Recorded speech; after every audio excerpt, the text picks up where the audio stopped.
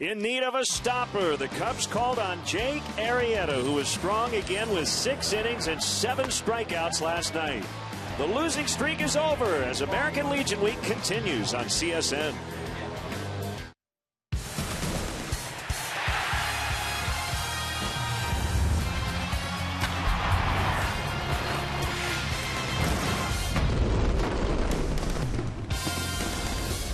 Beautiful day here at Wrigley Field, and it's 90s day. A lot of neon caps out in the bleachers as we get you set for Chicago Cubs baseball on Comcast Sportsnet. It is Game 2 of a 4-game weekend set. The Cubs a 7-1 winner over the Braves last night. Great to have you with us, Jim DeShays and Len Casper, and we're going to jump right into the pitching matchup today. Should be a good one. Shelby Miller, an all-star this year, having some horrible luck getting no run support, and Kyle Hendricks is looking for a bounce back. Yeah, so disregard that one-loss record for Shelby Miller. He's been one of the best in the National League this year. Last 16 starts, 0-8 despite a 3.03 ERA. Kyle Hendricks here in this ballpark has been good. His last 4 starts here, 2-0 with a 2.55. Struggled last time against the Sox. Got knocked around. He's been trying to tweak his delivery a little bit. Hopefully he will find success with that here this afternoon. So Hendricks will take the ball. Cubs try to win their 2nd in a row after a 3-game skid. We'll have the lineups, the first pitch, and all the action coming up next.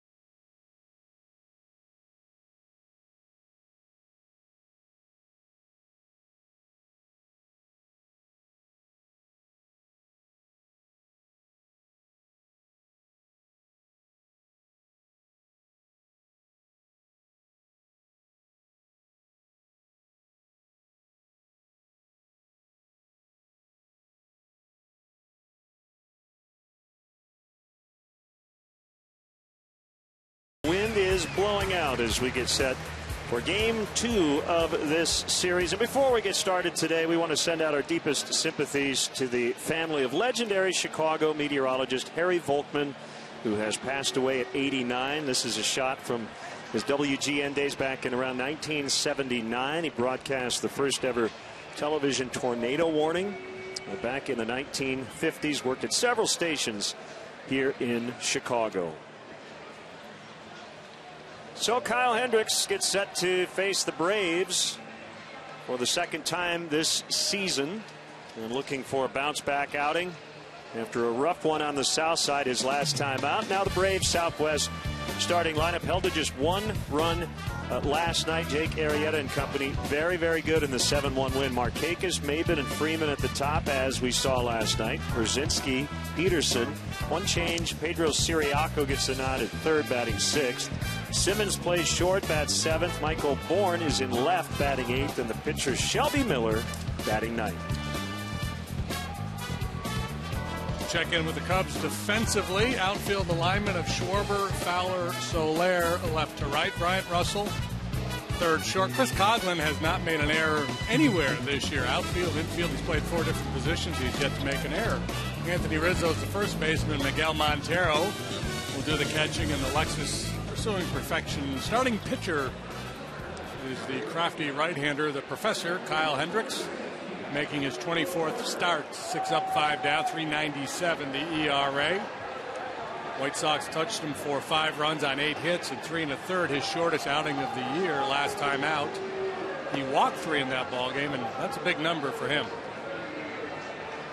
Adrian Johnson will work the plate today. Bill Miller, the crew chiefs, at first. Ben May is at second, and Doug Eddings is over at third. He ejected Freddie Gonzalez for arguing balls and strikes early on last night.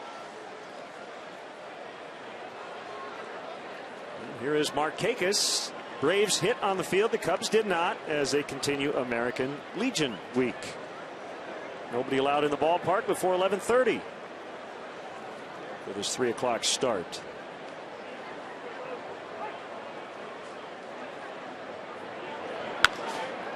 And the first pitch is deposited into left for a leadoff single. So much for taking a few pitches to see what the pitcher has. Markakis goes up there in attack mode and is rewarded with that leadoff knock.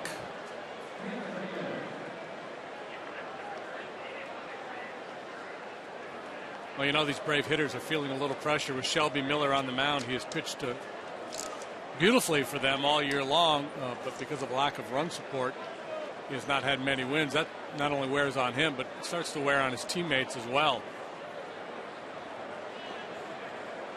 Cameron Maben snapped an 8-game hitting streak last night. Still hitting .360 over his last 13 games. 81 degrees, south wind at 8. That means pretty much blowing straight out should help every fly ball. Key to Jake Arrieta's success last night. He did not allow a fly ball. Another base hit. 3 pitches, 2 base runners as Markakis will head to third. So it probably behooves us to mention the lack of run support in more detail for Shelby Miller. In his 16 winless starts dating back to May, the Braves have given him 32 runs of support total, 2 per game, 15 while he's been in the game. He has had a lead in less than 17 innings during this 3-month drought. And having said all that, the Braves have 2 on with nobody out here in the first inning. Freddie Freeman taps one up along first, foul. It's a little early trouble here for Hendricks. He's been working on his mechanics, trying to tweak his delivery a little bit. He felt like he was getting a little too rotational. Not to get too mechanical on you. Shoulders rotating east and west instead of north and south. His timing has been off, and he hasn't been able to get that good lively sinker working. Runner goes from first. That's Maben, and he'll get the bag without a throw. That is his 20th steal of the year.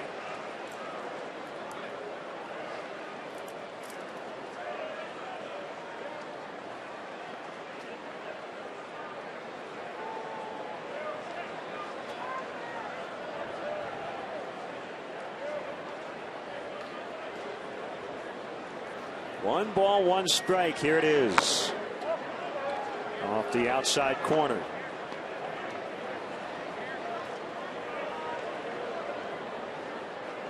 Kyle had back-to-back wins before the short start on the 14th at the White Sox. Pulled on a hop. Rizzo's going to fire to the plate. Safe. Yep. Markakis just got in. The Cubs will take a look at the video, but it looked from up here like he got in. So 1-0 Atlanta. Still nobody out. Yeah, safe. That's just a judgment call by Rizzo there on that ball. I thought he would just go to first base for the out, but he thought he had a shot. It was close, but Markakis beat it. Maben did not advance to third, so first and second, fielder's choice, and an RBI for Freeman. And now A.J. Pierzynski. Didn't hear his name announced, just I heard the reaction. And outside, ball one.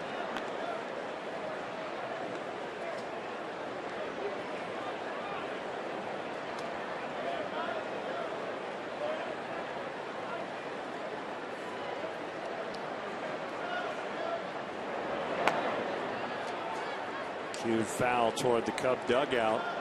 Hendricks needs a ground ball at somebody. Another ground ball at somebody, I should say. A little one hopper to Coghlan would do the trick.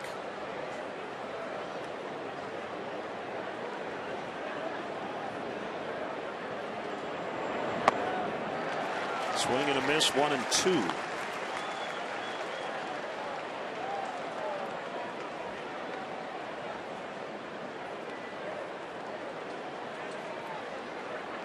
A lot of neon caps, the 90s hat giveaway.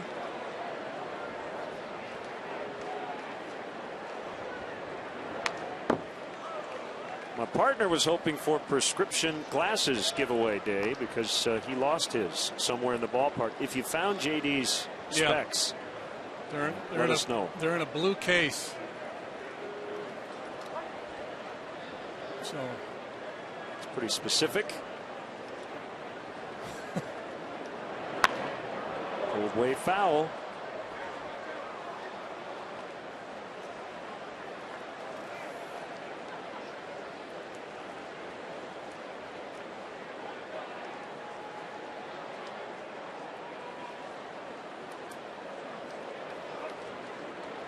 Pierzynski, a contact guy, doesn't walk much, doesn't strike out much. Kind of hitter you like to have up in this situation if you're Kyle Hendricks, if you can get that ground ball. 2 for the price of 1 is what he's hoping for. Pierzynski, obviously a smart guy, he's been around the league a long time. He's thinking about trying to stay inside the ball to make sure he doesn't hit that ground ball to the right side of the infield.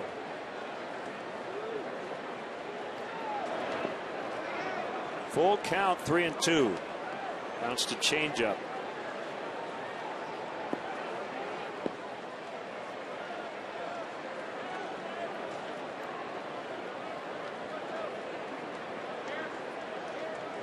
See if Freddie starts the runners here.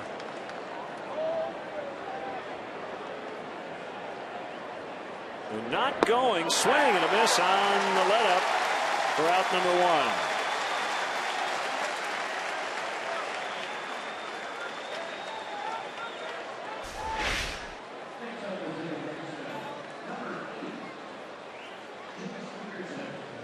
Hendricks throughout that at bat did not give in.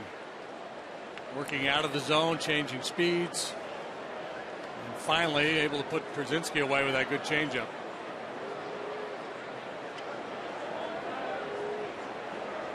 Jace Peterson, second baseman. He takes a strike. 2 hits and a steal in game 1. So the Braves scored just 1 run. They did have 8 hits in the opener.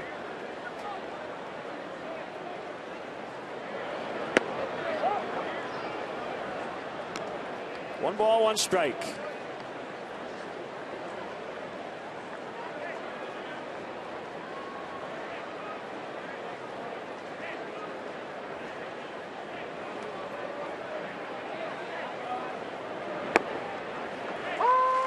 Two fastball is in there.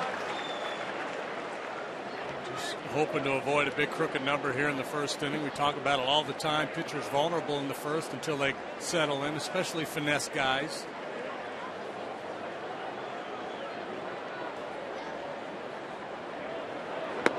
Swing and a miss. He got him for out number 2. Probably not the script for Kyle Hendricks, but a couple of big strikeouts here early, and here comes Siriaco, the third baseman. I got a little something extra on that fastball. He's been going 87, 88. That one registered at 90 on the gun.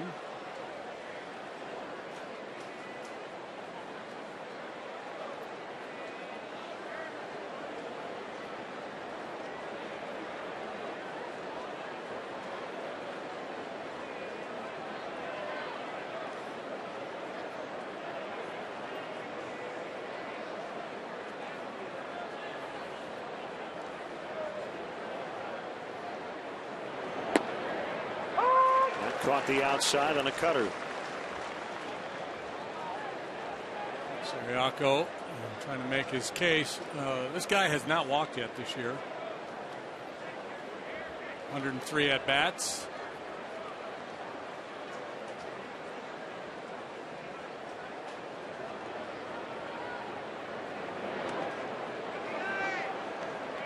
Yeah, so how about that? This is his 58th game. He's been used a lot as a pinch hitter.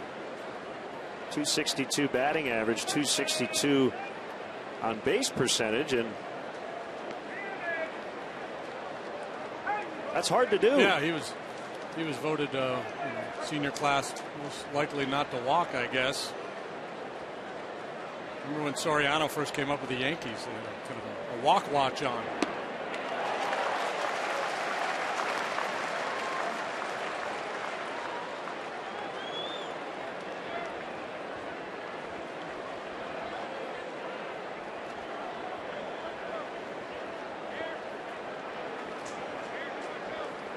So you'll see a lot of strike to ball offerings from Hendricks to Ciriaco, stuff that might start in the zone, but he's not going to intentionally leave anything in the strike zone.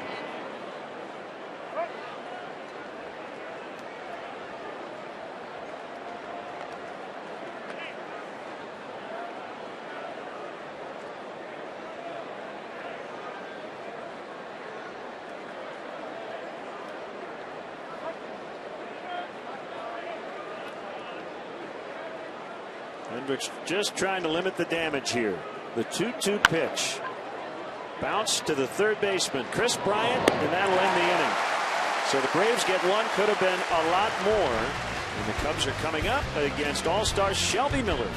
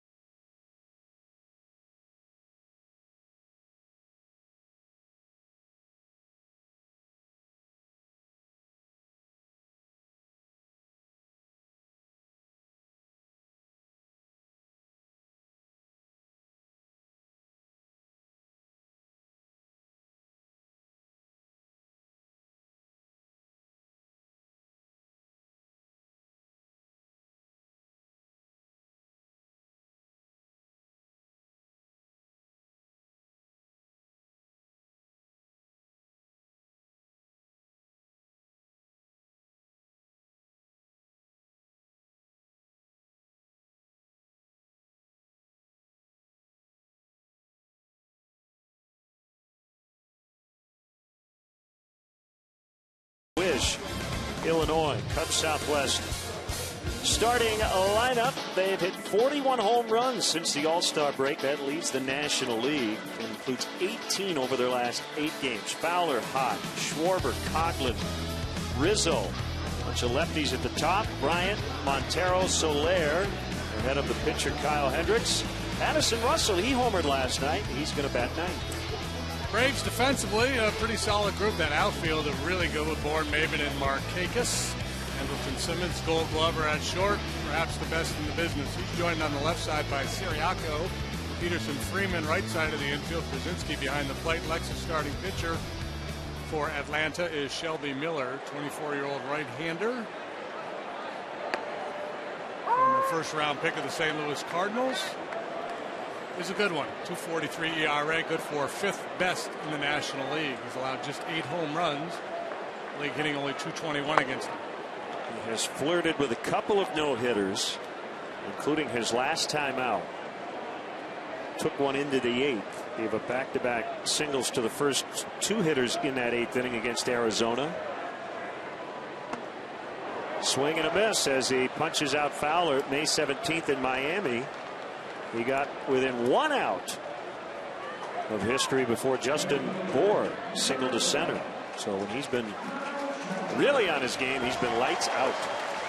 And he's kind of like a Jake Arrieta in that he's a power guy who gets plenty of strikeouts, but he also gets a lot of ground ball outs. He does a real good job keeping the ball out of the air, which comes in handy on a day like today.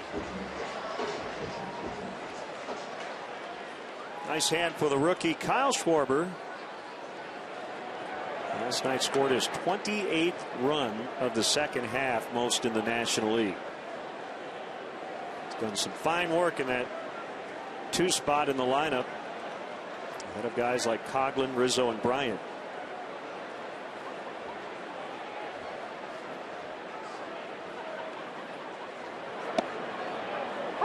So Miller working with a 1-0 lead. This is pretty unfamiliar territory for him here these last few months. 2.49 runs per 9 of support for him, lowest in Major League Baseball.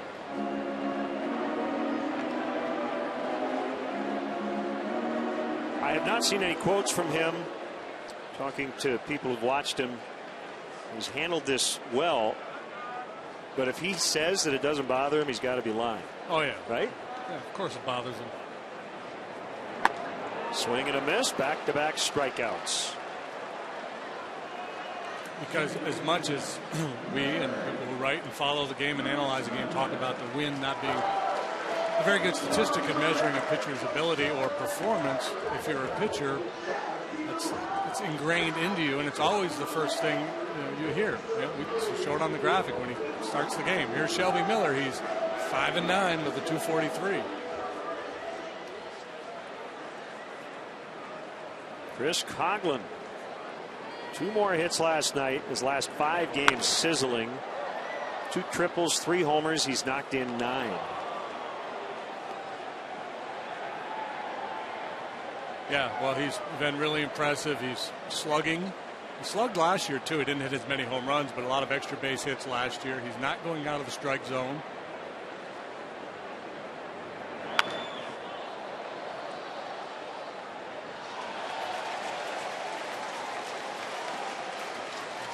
Real good idea of what he's trying to accomplish up there. Hey, there's the Shano meter as we celebrate the 90s here.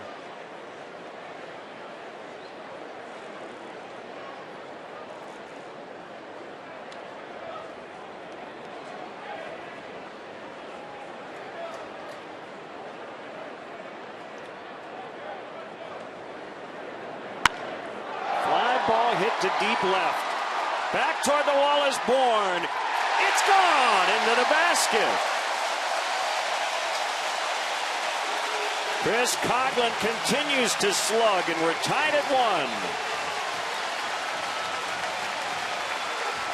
Pitcher on a day like today, sometimes you're inclined to try to pitch away from power, but this ballpark's going to play pretty small here today, so anything in the air has a chance, especially to left field.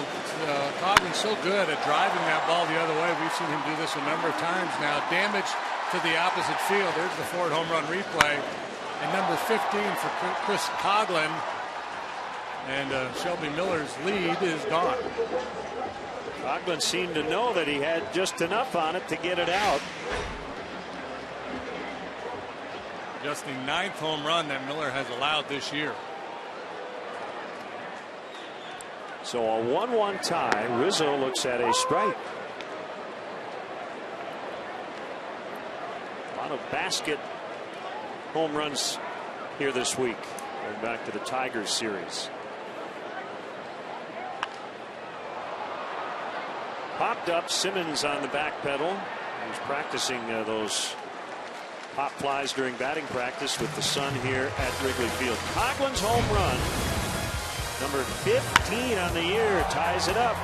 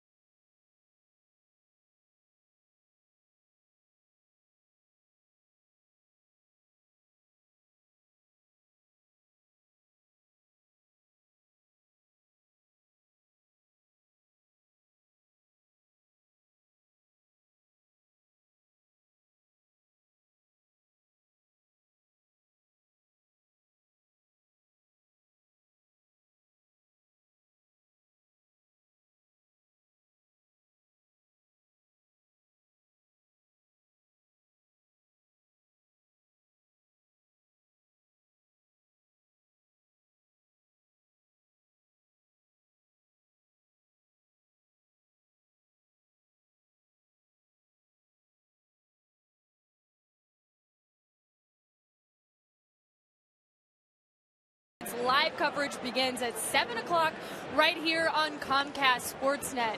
And the second inning, Kyle Hendricks back on the bump, as JD mentioned. Yes, working on his mechanics this week. The arm slot, the leg kick, everything with Coach Basio. And he said he actually went back, guys, and looked up video from his AA season. That's where he said he felt best with his mechanics, his rhythm, everything like that. Certainly hoping it pays off here this afternoon. But I also asked Miguel Montero, who was behind the plate for that last outing, what he saw from him. And he said, you know, keep in mind, he's at 132-plus innings. That's the longest he's ever thrown in a season, and it may not be the mechanics or the velocity. It could be something like the explosiveness out of the hands, where hitters can just see him a lot better. So he's keeping an eye on that today, guys. Kelly, thank you. Andrelton Simmons greets him with a base hit. They have been aggressive early in the count, and it has paid off, their third hit.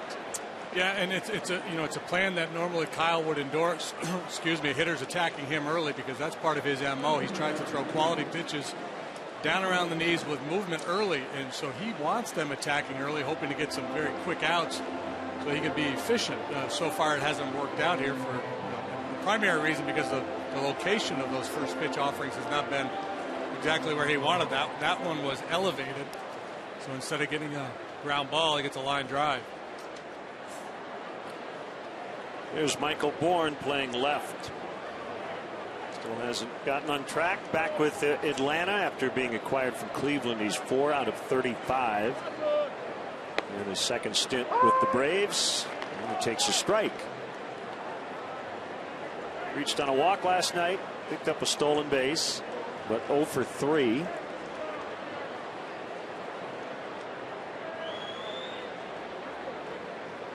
Slide step in the pitch as Simmons faked towards second. And it's 1-1.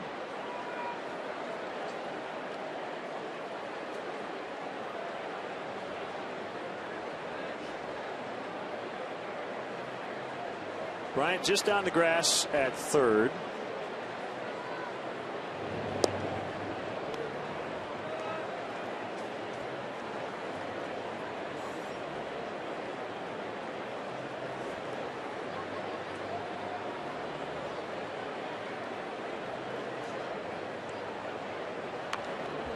Hands that time, and Bourne fights it off foul. The other part of it with Kyle too, and I agree with Montero in that it didn't look like the ball was jumping out of his hand very good last time out. It's just stuff didn't look real crisp.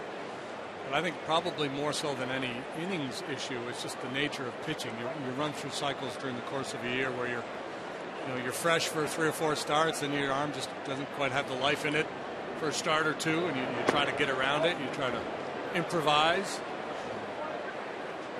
You hear on hockey a lot, they talk about a guy having him. Well, he's got his fresh legs out there tonight. From one game to the next, your legs may be better. Same thing for a pitcher.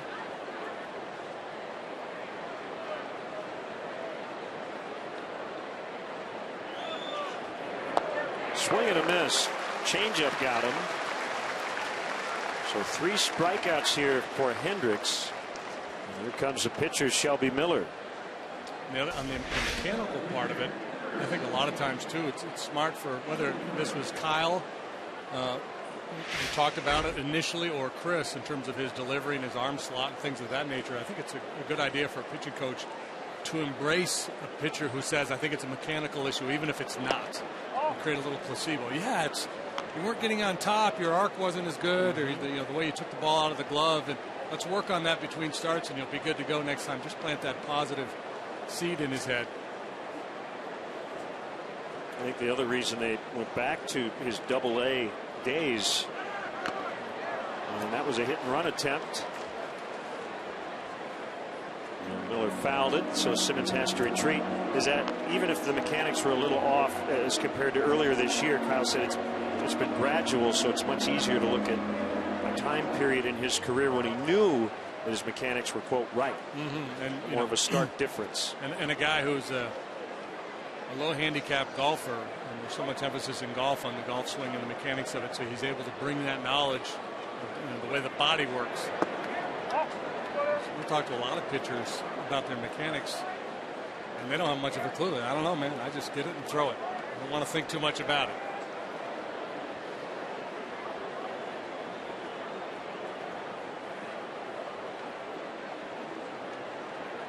Each team with a first inning run. Check on Simmons, who has to dive back. No damage.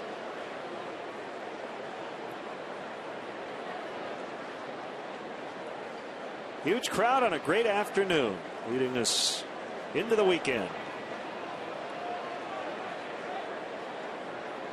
43 games to go. Cubs have a 4-game cushion for the final National League playoff spot over the Giants, who are in Pittsburgh again tonight.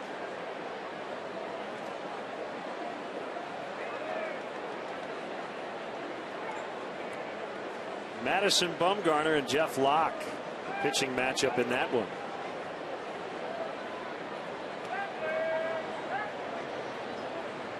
Giants are actually closer to their division lead than they are to the wild card. They're 2.5 back of the Dodgers. There's the bunt by Miller.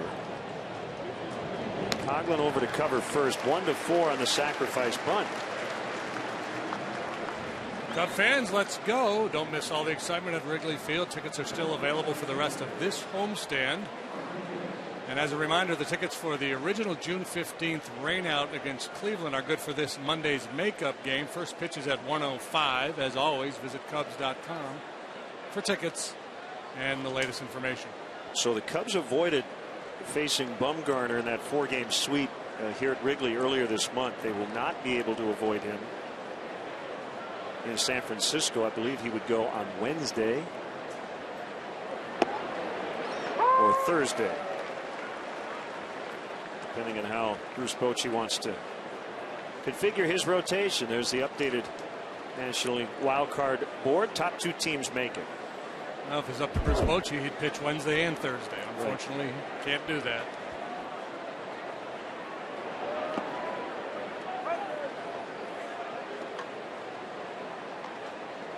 Kakis with a single and a run. In fact, has scored the 2 runs for Atlanta so far in the series. His average up to 299.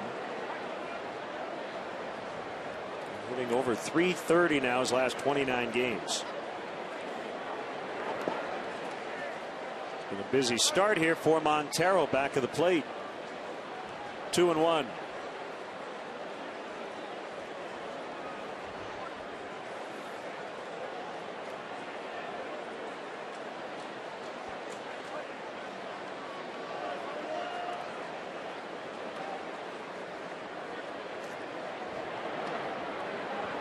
Meantime, our APB on the missing glasses worked.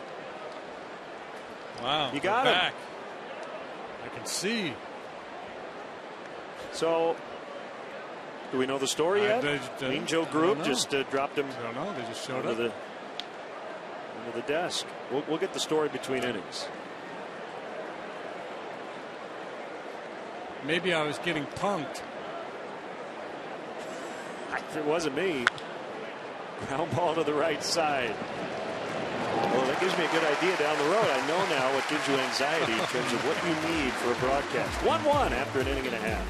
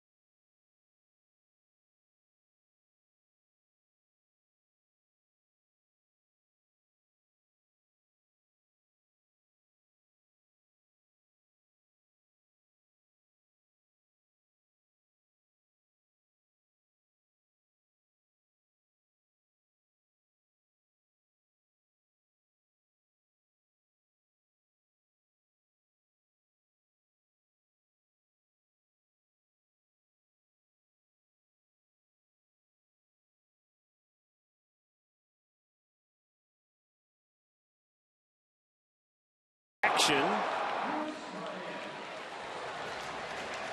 Focusing on Anderson Simmons, and just a magical defender. He's worth the price of admission. I mean, this guy makes all kinds of plays. He hasn't made an error since the middle of June. He's only made 3 errors all year and 502 chances. So it's all shortstops and fielding percentage. So, you know, we talk a lot about advanced defensive metrics. They love him. Your eyes love him when you watch him play, and clearly the fact that he's only committed 3 errors speaks to how steady he is. But he's beyond steady. He's spectacular. Chris Bryant will lead off the Cubs second. Tied at 1. Okay, so the story goes, you decided to sit down at section 116 when you got to the ballpark. Yeah, I'd forgotten. You put your glasses in the cup holder? Yep.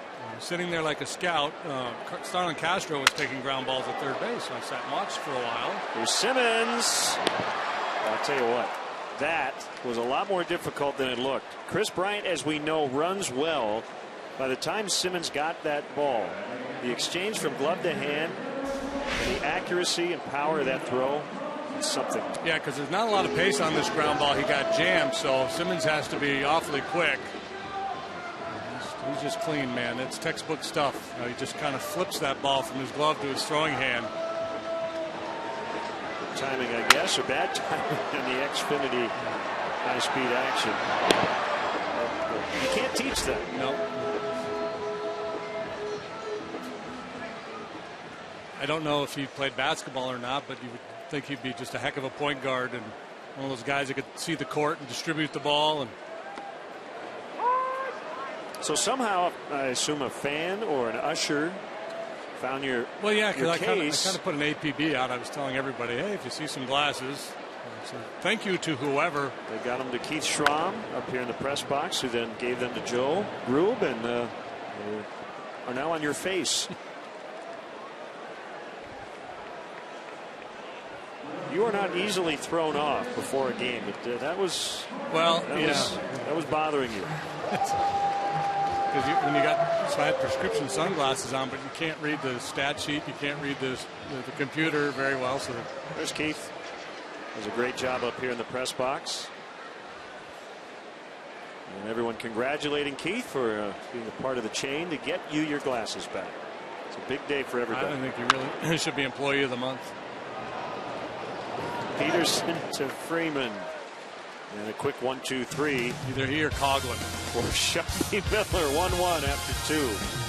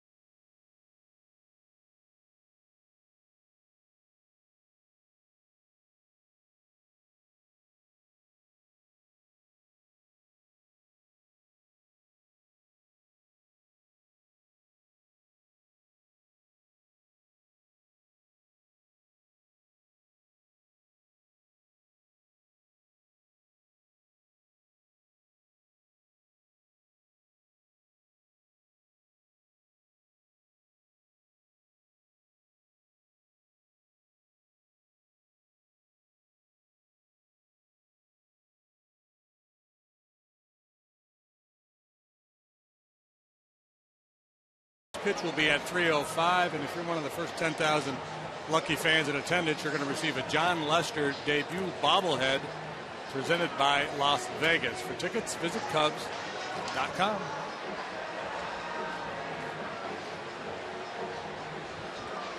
Fun at the old ballpark.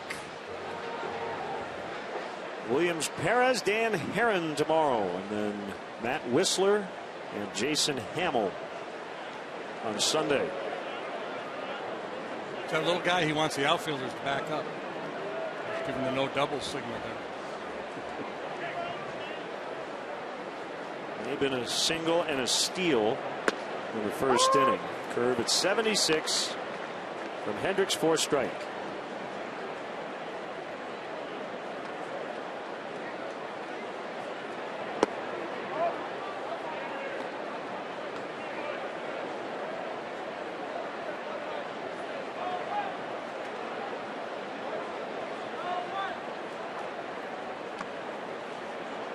Outside and in the dirt. Make it 2-1.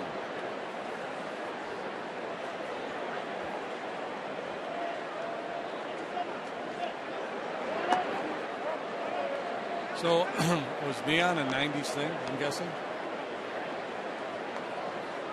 Or just those hats, maybe? That style of hat? Yeah, I think so. I know the Cubs logo's from early 90s. Tough play. Russell gets Maben.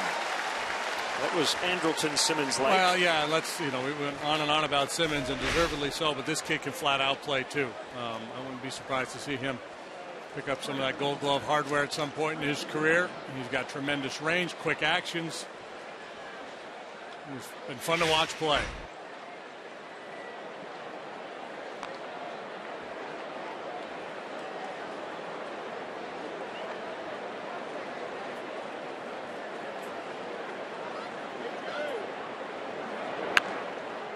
Freeman against the shift into left.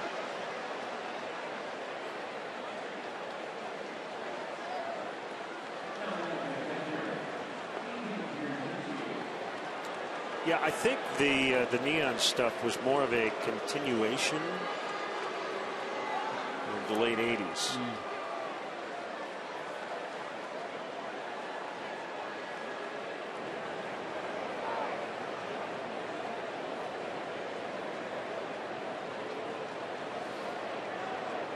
Well, Deion Sanders, wasn't he neon Deion? He was. Prime time. Strike to Brzezinski.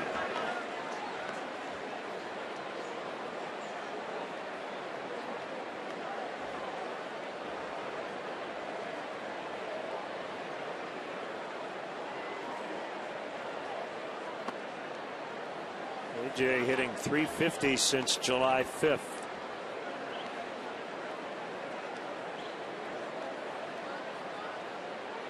They get a number of guys in their lineup hitting for a high average. They don't slug much. They're dead last in the league in slugging percentage.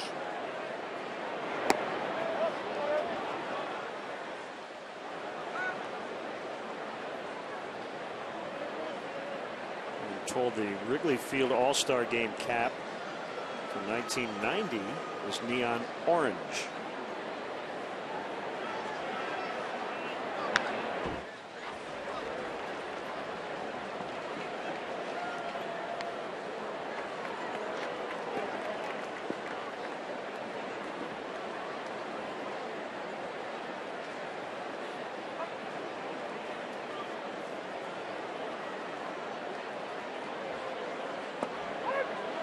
Got him at the knees. For strike 3. AJ didn't like it. That looked like a pretty good pitch. He would like it if he was catching. He'd be asking for that one. And fans fully engaged here as AJ gets into it with home plate umpire Adrian Johnson. Freddie Gonzalez ejected from the game last night, arguing balls and strikes in defense of his pitcher Mike Foltynewicz. This one's on the plate. The question is it high enough? The pitcher's pitch for sure. Brzezinski striking out for the second time. He chased a changeup last time. Peterson taps foul.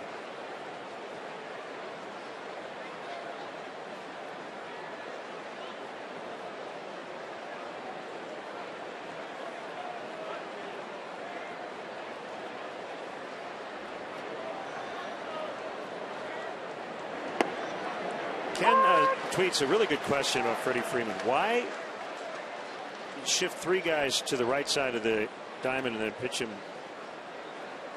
toward the outside part of the plate? I've had that question asked a lot by fans, and the idea of shifting, you don't really pitch into a shift. Call strike 3, and that will end the inning. We'll get JD's thoughts on that when we return to Wrigley. It's 1-1.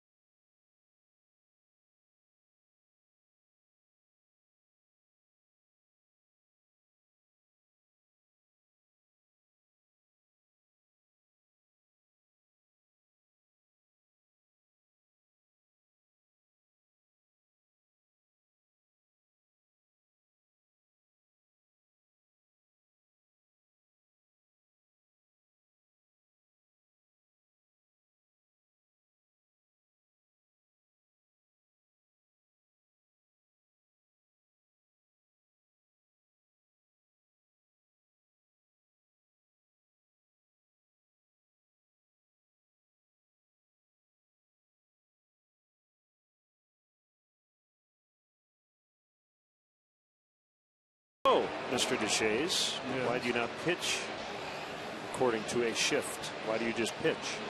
Yeah, well, pitchers pitch based on their strengths and the hitters' tendencies, their weaknesses, what pitches they are vulnerable to. Not so much about pitching to a direction. I think shifts is dictated by swing path, what a hitter is likely to do against all kinds of pitches, especially in the infield. And that changes a little bit in the outfield. And if you look at the data, just about every hitter rarely hits the ball on the ground to the opposite side of the field. Like that. Well, Hendricks just did. Yeah. He's a pitcher. He's a pitcher. And certainly big sluggers almost never do. This is a breaking ball, and this isn't a case of Freeman really trying to hit the ball that way. And even if he is, I'm good with it. If he's willing to give up power to push a single the other way, he's one of the dangerous bats in the middle of their order. But you do hear, it's funny because I still hear from a lot of respected baseball guys that are still in uniform, will talk about, well, we don't shift because our pitchers can't pitch to it. But I don't believe that's really the case anyway. I don't either. Not who I talk to. It's more about hitters' tendencies, their swing path. When they pull the ball, when they hit it on the ground, it's on the pull side, and almost always when they hit the other way, it's elevated. That's why you see now shifting one way on the infield and maybe playing a step or two the opposite way in the outfield. And that's where I think you might read the pitch a little bit more as an outfielder. 0-2. In the outfield, you might say, we're going to try to stay away from this guy, pitch away and play away, but I wouldn't let that dictate how I position my guys on the infield.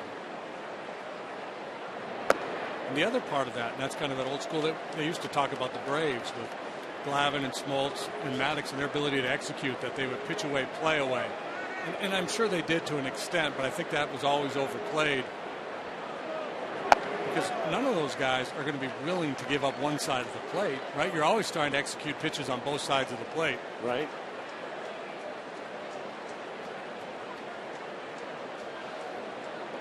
Two on the way. Look out inside. Almost hit him.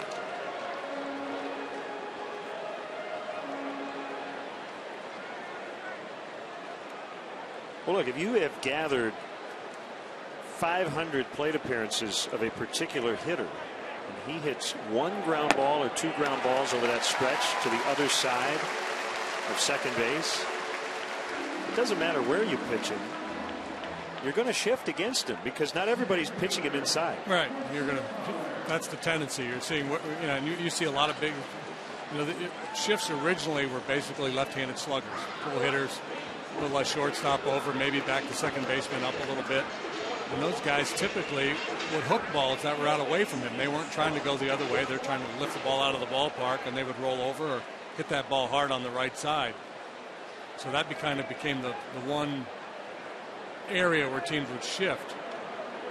Now, did anyone employ a four-man outfield against Mark McGwire? Do I ever call that? Larry Dierker did. Okay. In Houston. See, now that makes sense. Now, if you almost abandon one side of the infield, I think that's an interesting idea against an extreme fly ball hitter.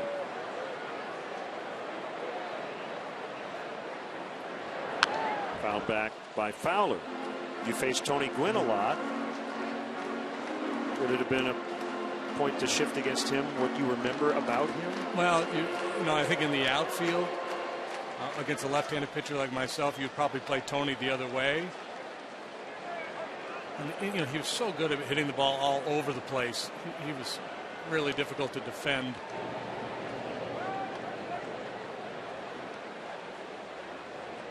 And I don't think of Tony pushing ground balls, the other way, but line drives.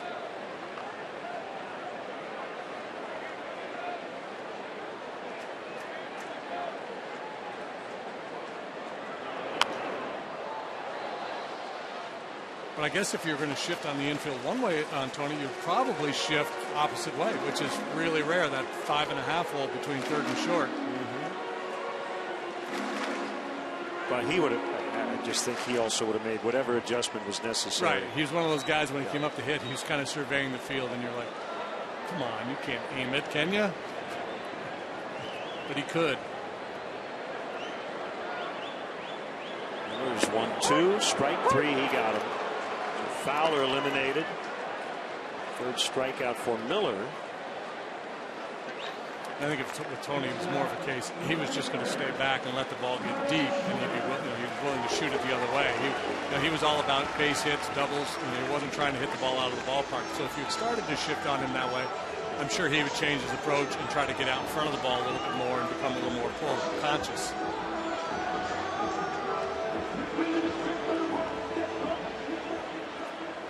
So Schwarber stands in. Russell is at first with 2 outs. Miller has been pretty efficient early. A little more on Shelby Miller, 6'3", 215. Cardinals grabbed him out of high school, Brownwood, Texas, 2009 with the 19th overall pick. Third product of that high school to make the majors, Jerry Don Gleaton and Jim Morris, the other two also pitchers. Higgs swing and a miss. Miller was the top prospect in the Cardinal system.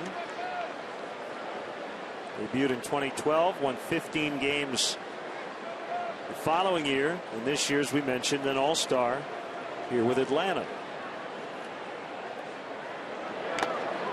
Foul tip. Well, the Braves have been very busy. They've made a lot of trades, and they've added a lot of young, high-octane arms. So you got Miller, you got Tehran currently in the rotation, guys who solid major league starters already, and then some of these young arms. We saw one yesterday, Mike Fultonevich, they got from the Astros, did not pitch well, but he's got a great arm. Yeah, the Braves are ramping up, as we mentioned last night, to their new ballpark. That's 2017, so not next year, but the year after. And they're kind of trying to do what the Cubs have done the last 4 or 5 years, but they're going more down the Mets path in terms of hoarding pitchers. As the Cubs went after position players for the most part. I think the idea that the Braves thought is we want quality, but we want quantity, because not every pitching prospect obviously is going to work out. So if you can find 10 to 12 guys you envision as starters who can throw 95 to 97, maybe you can end up with 4 or 5 of them. And I wonder if their philosophy is driven at all by the success the Mets have had with their young pitching, the pitching that the Washington Nationals have accumulated. I wonder if you look at those teams that you're competing with in your division, say we got to be able to go toe to toe with these guys. Low and outside, 1-2. Anticipating playing a lot of low-run games against those teams in this era where runs are hard to come by.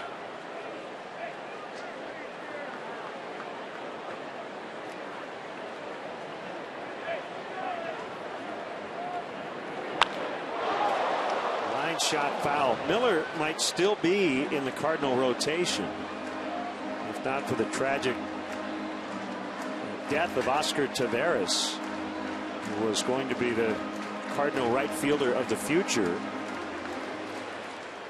But after he died in that accident last year, in I believe October, the Cardinals made that deal with the Braves to acquire Jason Hayward and Jordan Walden, and they sent Miller the other way. Called strike 3, and that will end the inning. So he has struck out 4 early on, 1-1 after 3.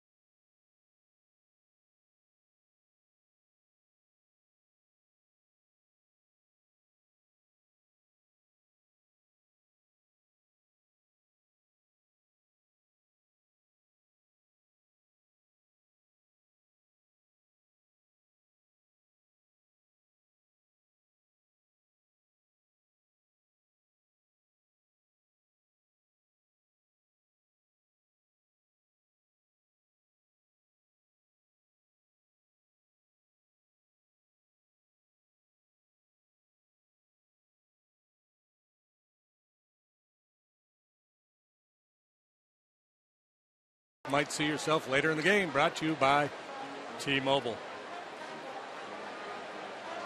We need to have a new pound sign, by the way. If that's now hashtag. Right.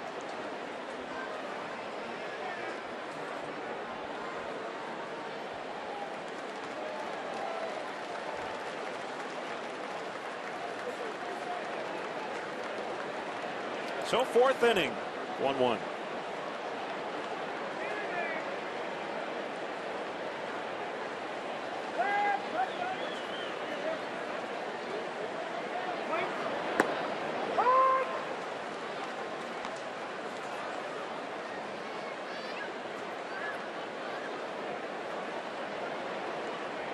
Siriaco bounced out to 3rd his first time.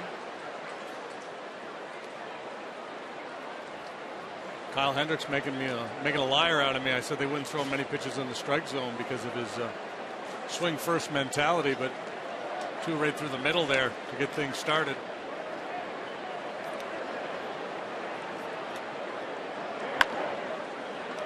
Tough play, Bryant. The throw gets away. Siriaco, however, is going to stay at first. That's an infield hit.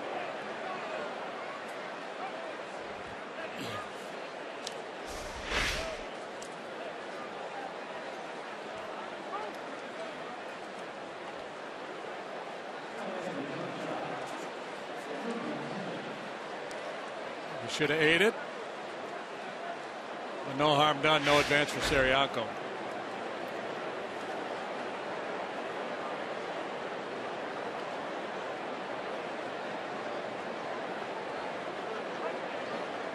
Well, if you were thinking hit and run, this would be the time to do it with Simmons up there.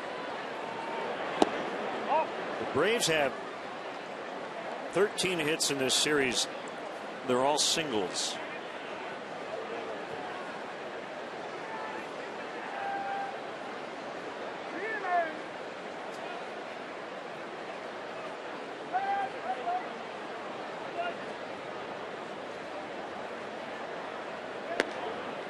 Way outside.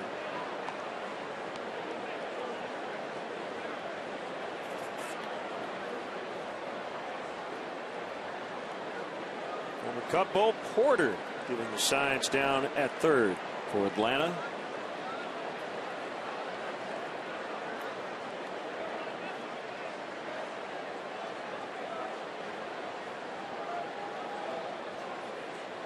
Had a run managing the Astros after coaching with the Nationals. Played football at the University of Iowa.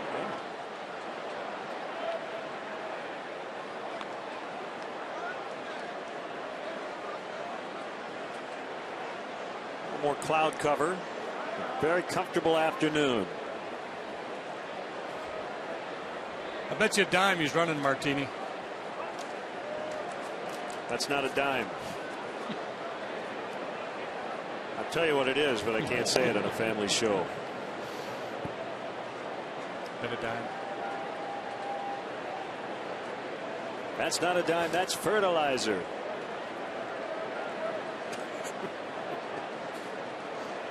Tries to bet a nickel, doesn't he? Doesn't he break it in half? He breaks it in half. Tries to bet a nickel. Yep.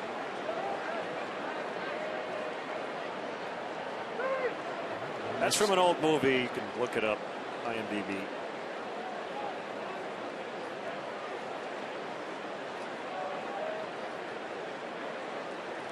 You know who the radio announcer was when they were watching the World Series? No, I do not. Ernie Harwell. Was it Ernie? Yeah, the voice of Ernie Harwell. And that, obviously, One Flew Over the Cuckoo's Nest is the movie we're talking about, not a baseball movie, but that scene is one of a great baseball scene when they're Nicholson as McMurphy's Danny DeVito trying to get to watch the base to watch the World Series. I lost my nickel. 2 balls, 2 strikes. One thing Simmons does as a hitter is put the ball in play. Contact guy. He doesn't miss in the zone very much at all. Doesn't hit for power. Doesn't overswing. And with Hendricks, his ground ball tendencies, I thought perhaps Freddie would be playing a little hit and run here.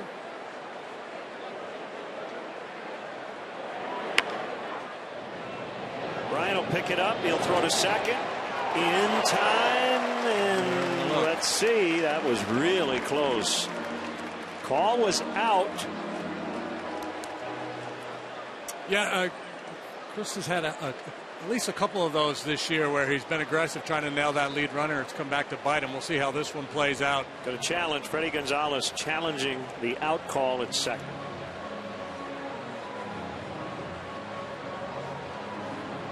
So Foresight Technology replay review.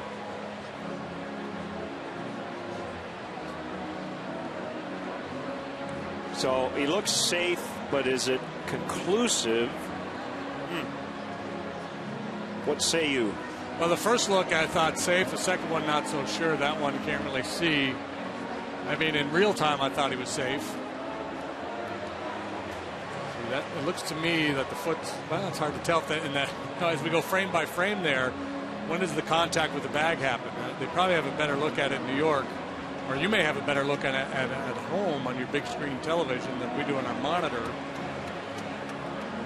It's so hard when you go frame by frame to know exactly when the contact with the foot and the bag occurred.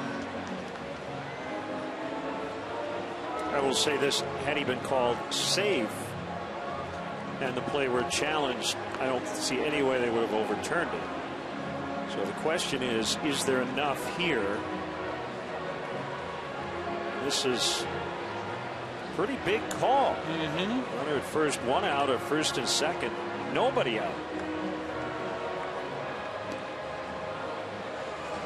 And the good news for Kyle Hendricks, if the call does not go the Cubs' way, at least he's down near the bottom of the batting order here.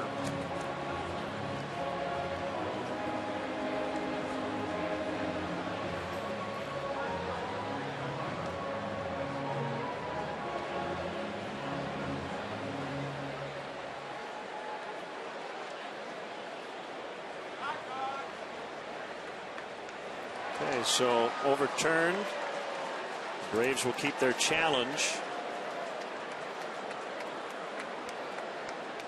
Yeah, and I'm just thinking if Chris had played this more like a first baseman, just kind of moved through the bag as he received that throw and come off the base. Right. And, might have just gotten there, maybe gotten to the baseball just a little bit quicker because they weren't going to get two there. So it's a fielder's choice for Simmons. Bourne swings and misses. Michael Bourne can bunt, but as JD mentioned, they're at the bottom of their order. Miller is on deck. Now, see, Coghlan was kind of set up in a double play type setup. Fly ball pretty well hit to left. Schwarber goes back on it. Still backpedaling. Ciriaco tags, and he's going to hold. Nicely done by Schwarber just to get rid of it quickly. Keep everybody at their base. And by the time Ciriaco read that ball, he did not get back in second base in time to tag and try to run on Schwarber, who has proven to be capable out there in left. He's shown us a good throwing arm. You see Ciriaco reading it. By the time he gets back to the base, Schwarber's already got control of the ball and throwing it back in.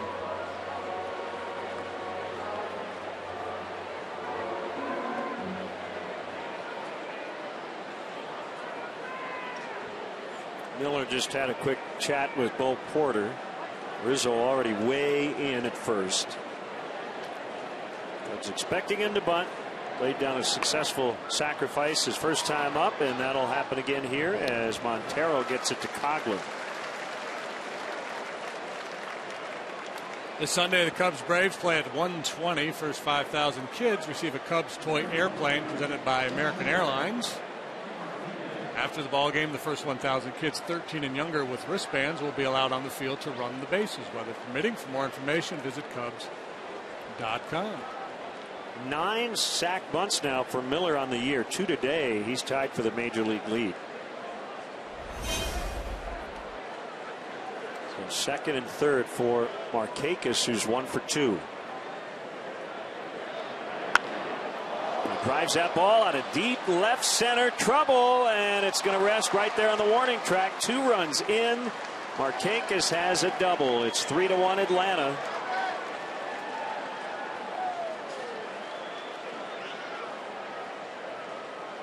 Markakis first pitch swinging as he was to start the ball game. Led off the game with a single to left.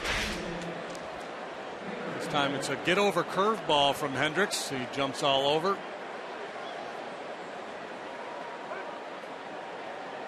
Good swing.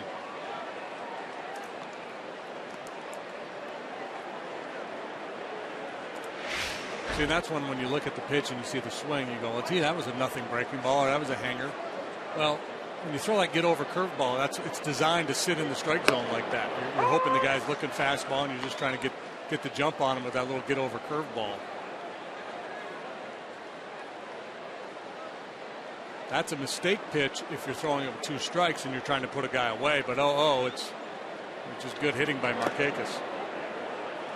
Ball kicks away from Montero and allows Markakis to get the third.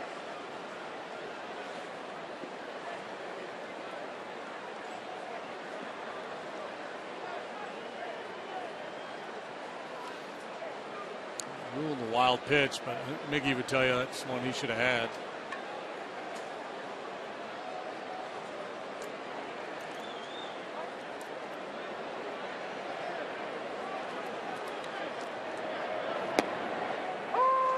It's a strike.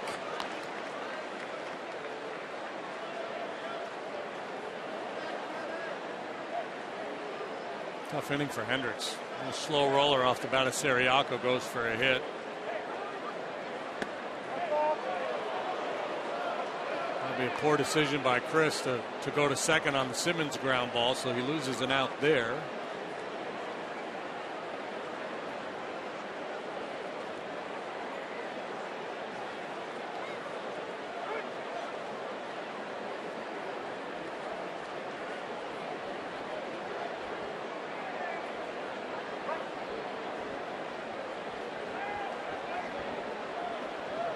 Changeup. It's full 3-2.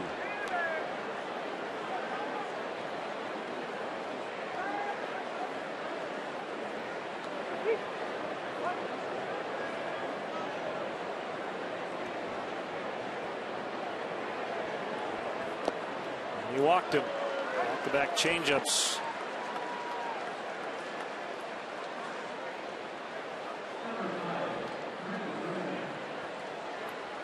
Now Freeman, third game back from his second DL trip. He's got a single and an RBI today.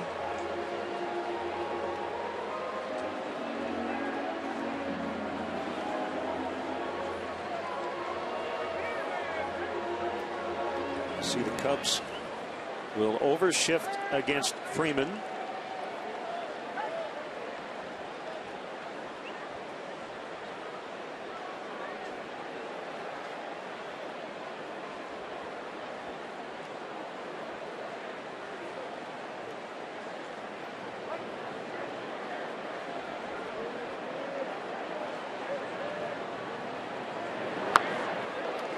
Big swing and a miss.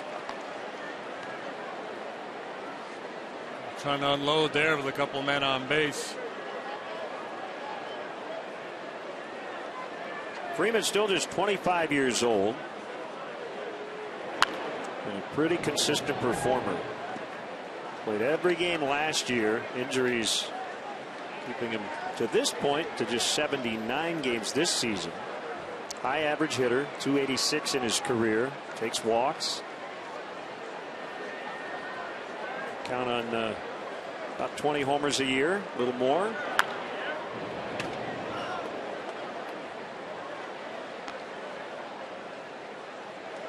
I remember the Freeman-Rizzo comparisons.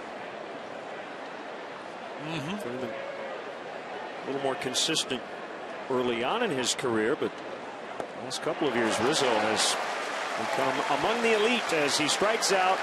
But a 2-run, 2-out double by Markakis makes it 3-1 Atlanta.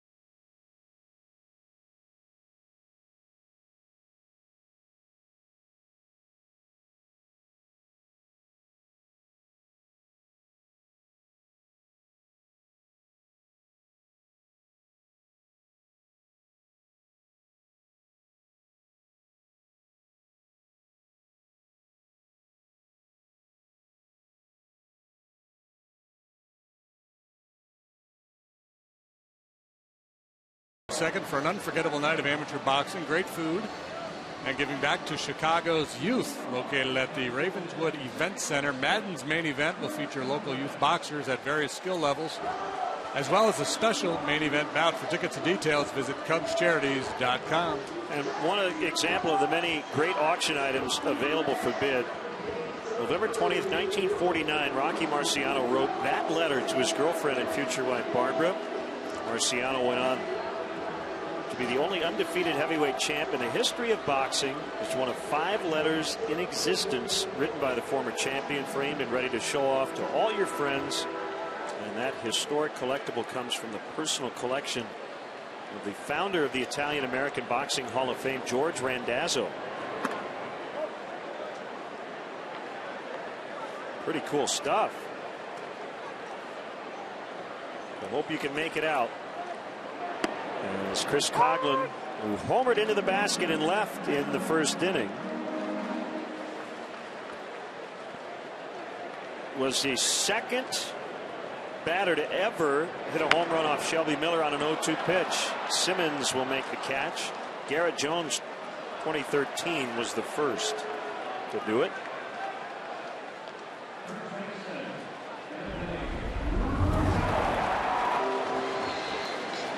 Trying to go up and in with a fastball, and two-seamer ran away from Coghlan, and he just rides it on out of here. Number 15 for Chris.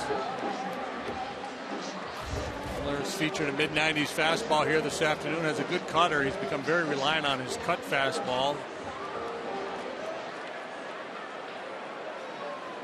Because of that, he's become much more of a ground ball pitcher. Gets a lot of ground balls with his cutter and his curve. As Rizzo bats, 1 ball, no strikes. I want to send out a happy birthday wish to Hazel Nilsson from Stone Lake, Wisconsin, lifelong Cub fan, who today turns 107. Wow. Born in 1908. She was alive when the Cubs last won the World Series. So happy 107 to Hazel. What's the secret, Hazel?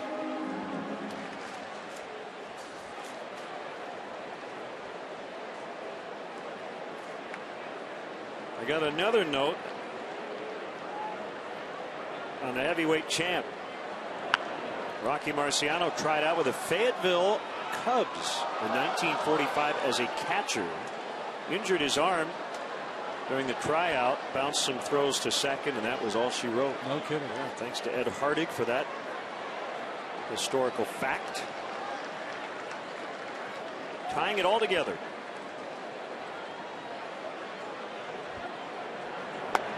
Swing and a miss. A lot of life on the fastball. That's number 5 for Miller.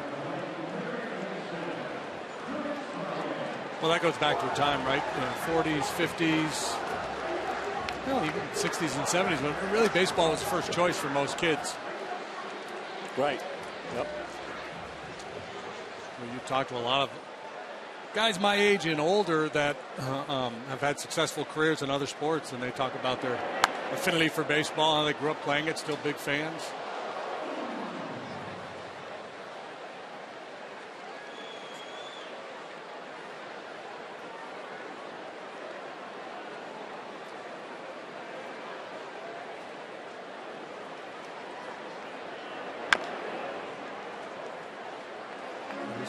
Taking a beating on that foot, hasn't he, in recent games? He has. Got some protection, but the last 2 days, last 2 nights, has fouled a ball off that foot. Really stung him in an at bat against Daniel Norris 2 nights ago.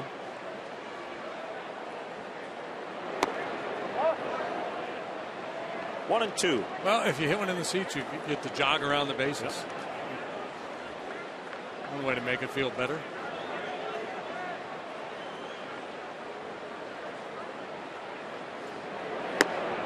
Swing and a miss on the cutter to end the inning. Cubs go down in order. The champ, 3-1.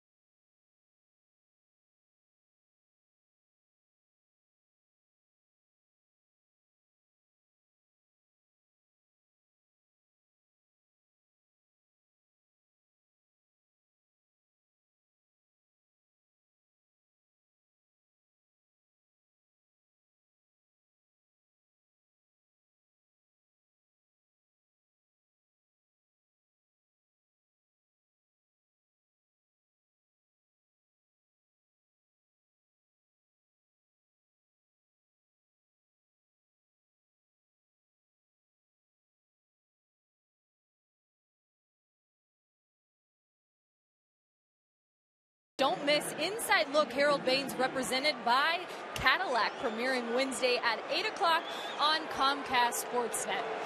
Well, Joe Maddon declaring this American Legion week here at the baseball field, wanting his players just to come like they did in the good old days as kids to the field and play ball. No batting practice this week. Joe Maddon with the American Legion flag, the local Billy Caldwell post 806, which is now hanging in the clubhouse, guys. A way to also honor the veterans this weekend and get his guys to take some rest. I thought it was an interesting concept, and I think the guys are enjoying it. They like to just get to the park and play baseball, right?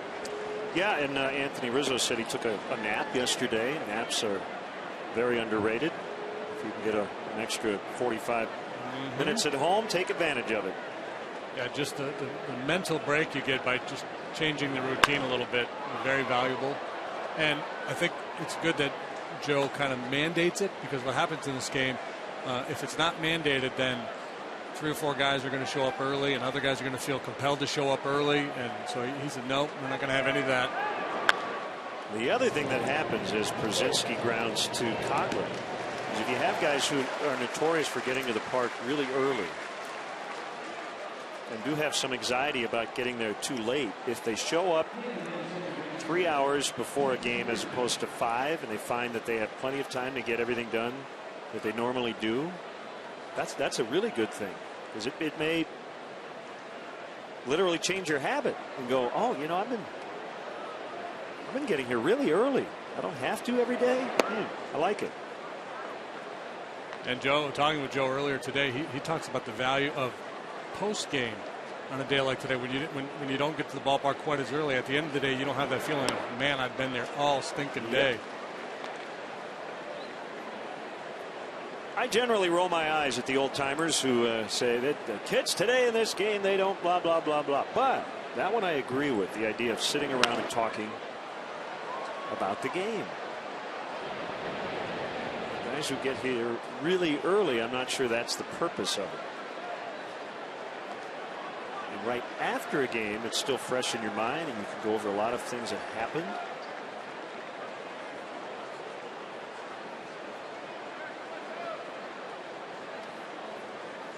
Yeah, if you show up at noon and the game ends at 10:30, why would you want to wait around till 11:30?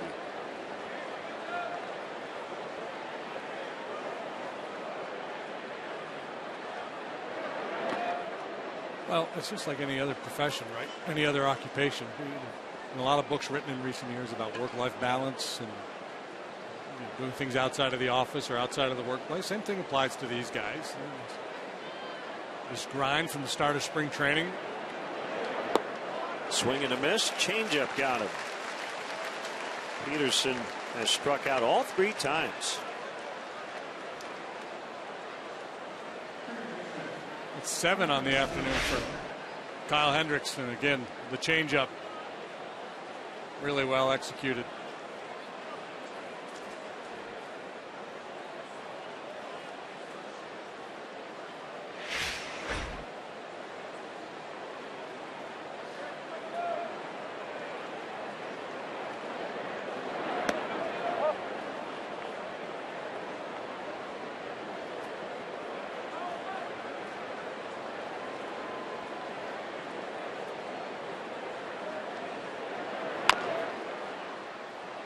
Foul.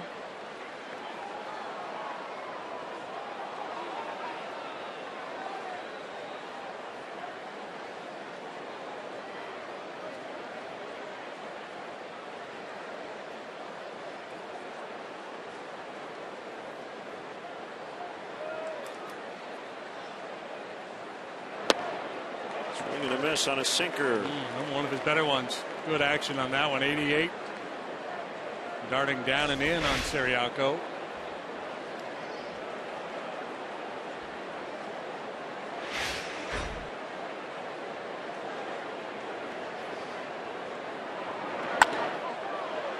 Lined for a base hit.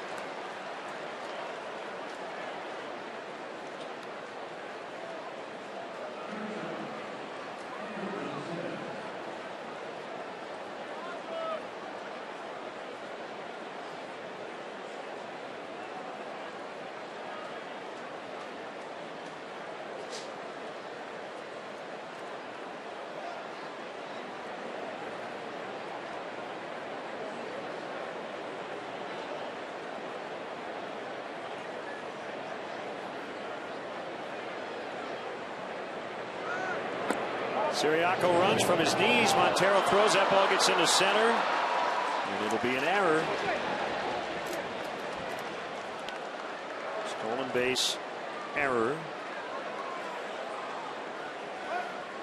Second steal of the game for the Braves. Maben got second base back in the first, and he gets a nice jump here. And I think Montero felt compelled to not come out of his crouch. Didn't have time. Just flung it down there, hoping something good would happen, and unfortunately, nothing good happened. Didn't get his man, and off into center field it went, and 90 extra feet for Ciriaco. 1 ball, 1 strike.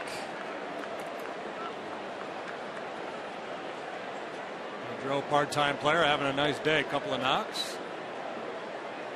He scored a run.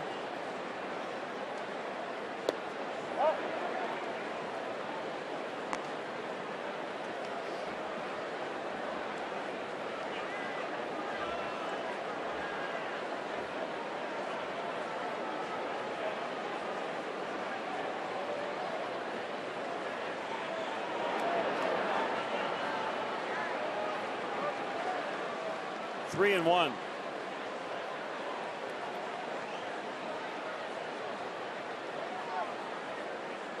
Kyle's not locked in when he throws a pitch that poorly. He bounces some balls, but that one way out in front of home plate.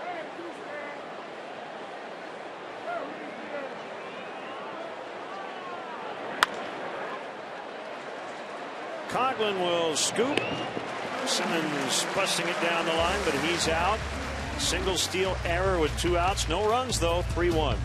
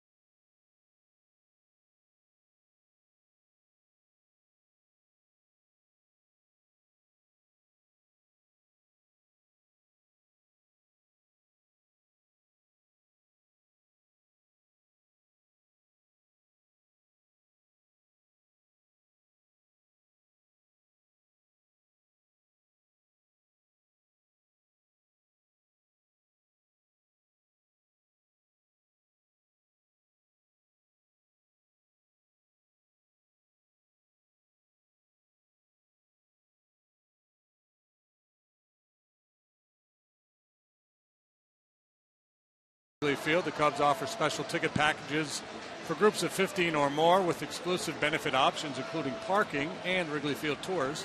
For more information, visit Cubs.com/groups. There's Stan Van Gundy, the coach and president of basketball operations for the Detroit Pistons. So maybe on a scouting trip, see what the Bulls are up to. He's got a Braves cap on. He's very close friends with Freddie Gonzalez. Yeah, when they were together down in, well, not together, but both employed down in Miami. Yep. And it's his son there, Michael. His left. Big baseball fan. He's a season ticket holder in Detroit. He's a really smart guy. 2-0 on Montero.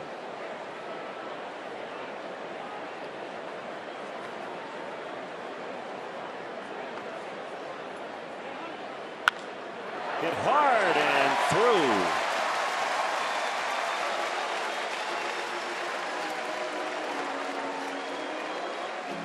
Brewers have 2 hits, the homer by Coghlan and this leadoff single by Montero on Soler.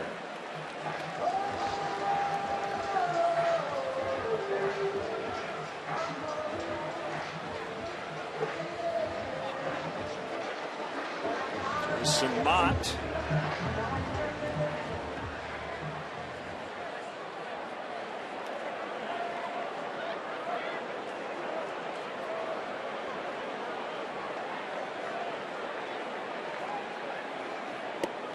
Funny story out of Kansas City.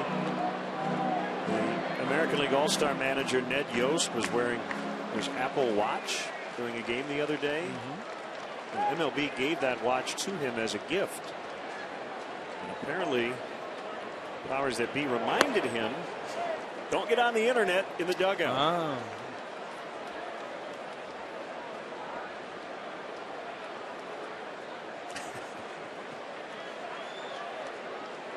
His quote, I guess, was, when you're away from your phone, so it wasn't hooked up to his phone, all it is a watch. I totally get it with the technology and iPads and all that stuff, keeping those things out of the dugout. However, all that technology, depending on where the clubhouse is in a ballpark, is usually just a few steps away from the dugout. And I think the general idea is to keep teams from cheating, to have this camera view that we have right here to maybe try to steal some catcher's signs. Yeah, but they could easily do that in the clubhouse or in the video review room.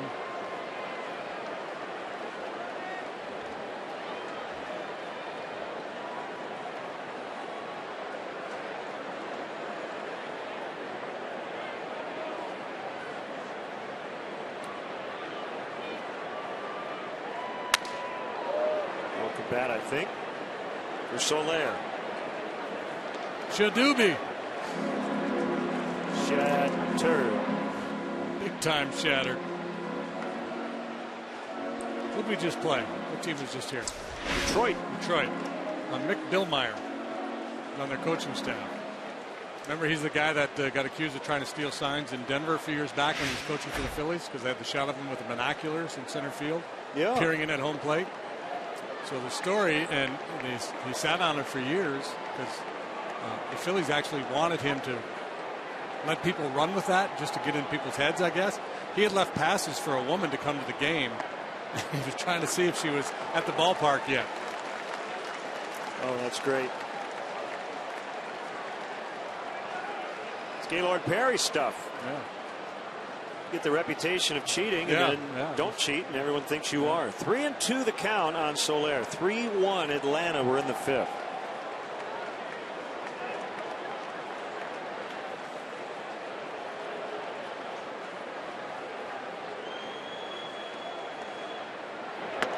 He walked in. Okay, big chance here. It'll be DeNorfia for Hendricks.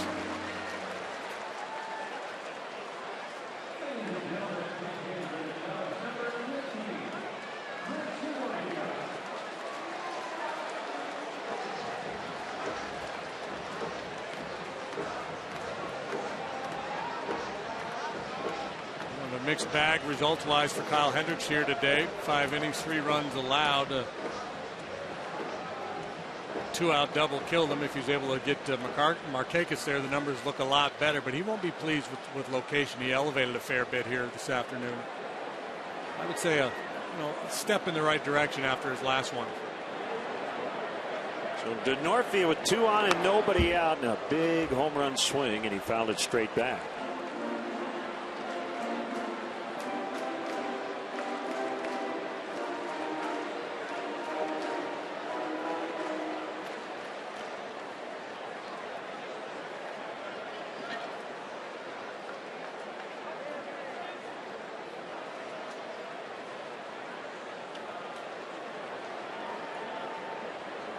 Kick, the 0-1, it's a strike, and it's 0-2. Miller gets great extension. He works from the first base side of the rubber. He has a tremendously long stride, finishes way out in front.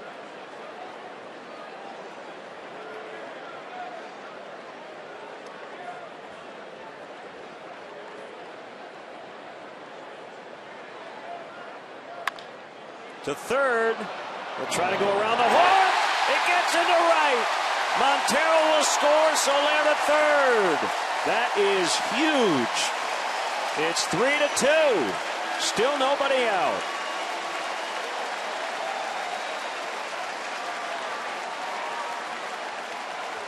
Huge indeed, and we've talked much this afternoon about the lack of run support for Shelby Miller. Here his defense lets him down. Looks like a double play ball, errant throw by Ciriaco. They get nobody instead of two. Well, it looked like Peterson just whiffed on that.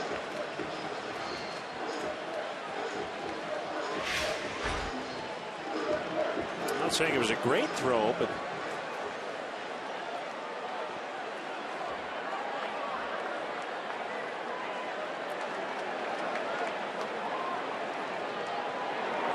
swing and a miss by Russell. At the corners, nobody out in a one-run game.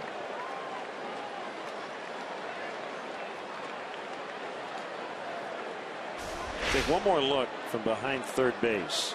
See how askew this throw was. Well, probably should have at least gotten leather on it, huh? Yeah. I mean, bad throw. The error is correctly given to Ciriaco, but Peterson could have bailed him out there. Big break for the Cubs.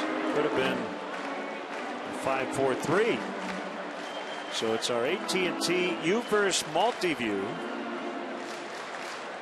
The Braves, by the way, will concede the tying run for another shot at a double play.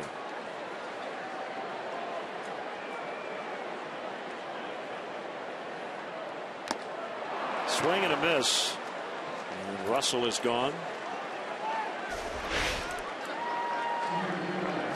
Lower angle here. See, the ball got in on him a little bit, and I don't think he ever got a real good grip on it.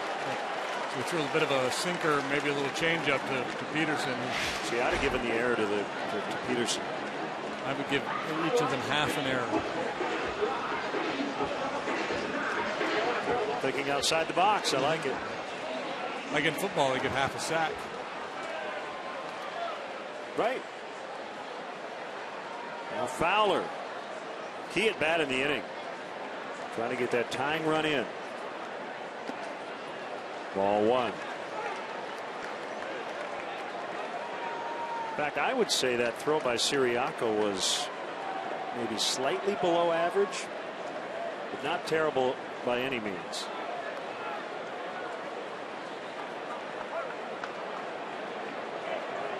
And for whatever reason, it handcuffed Peterson. This is where, if you're Shelby Miller, going back to our first inning conversation, there's got to be a little bit of, oh man, here we go again.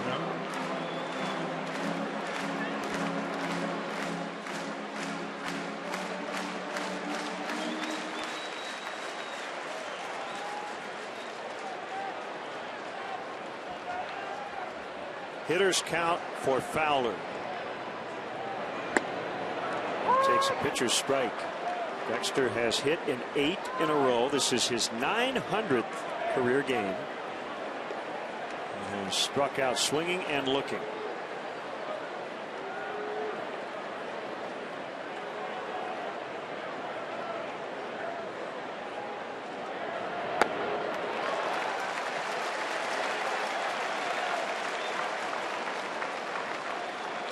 Talked about Coghlan earlier and how he's so good about not expanding the zone. And the same thing for Fowler. He's among the best on the team in that regard, not chasing pitches out of the strike zone.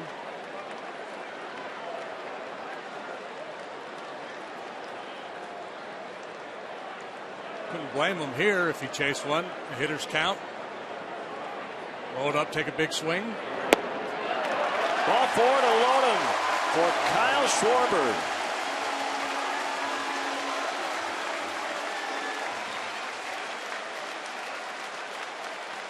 Roger McDowell, the Braves pitching coach, jogs out. Saying, well, I'd love to lend you my sinker, but I don't have it anymore. So it's on you to get out of this bases loaded situation. Nothing doing right now in the Braves bullpen.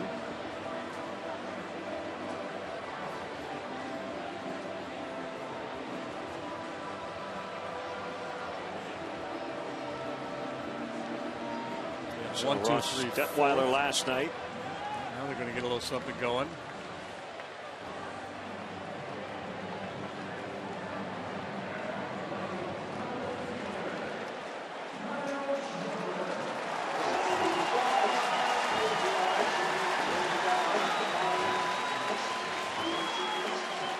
Big spot in this one.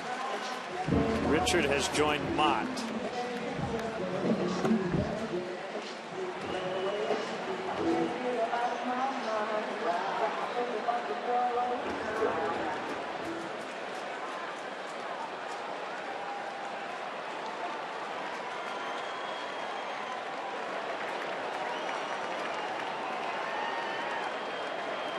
So Lair at third, tying run. DeNorfia go ahead run at second. Fowler is at first. The pitch. Schwarber bounces to first.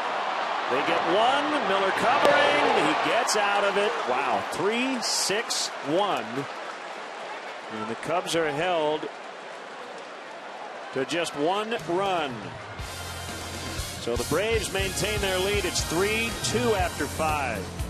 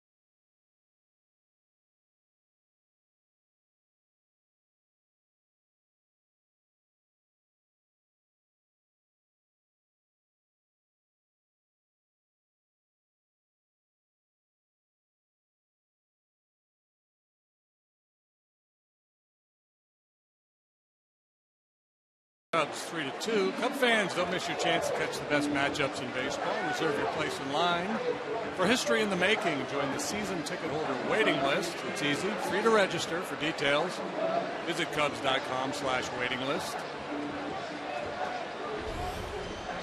Huge double play turn by the Braves after they failed to execute earlier. So an unearned run for the Cubs is all they could muster. And here's Jason Mott trailing 3-2 in the sixth. And Michael Bourne takes a strike. 8-9-1 here for the Braves. Miller out on deck. That double play keeps him in the ball game.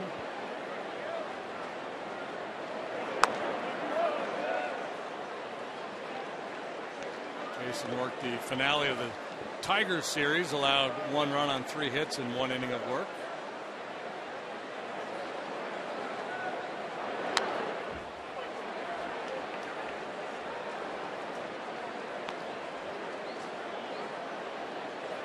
Well, when Michael Bourne was at his best, in his prime, and it's been a few years, hit for a healthy average, would take some walks. Never really hit for much power.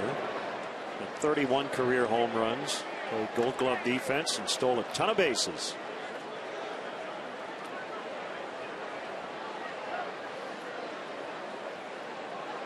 Born to run. Same youth league teams as Carl Crawford growing up in the Houston area. That'd be a catcher's nightmare as a kid. And smacked out to Fowler. Yeah, no doubt. So now Bourne is 32 years old.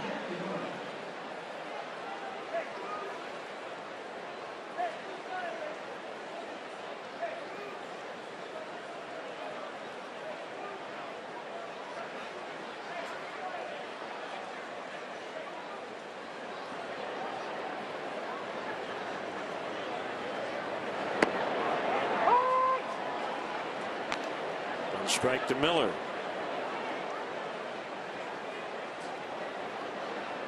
Richard is ready in the bullpen. Markakis, the lefty, is on deck. We'll see what Joe decides to do, assuming Mott can get Miller here. He'll go right to Richard, or he'll possibly wait for later. Freeman, Krasinski, Peterson.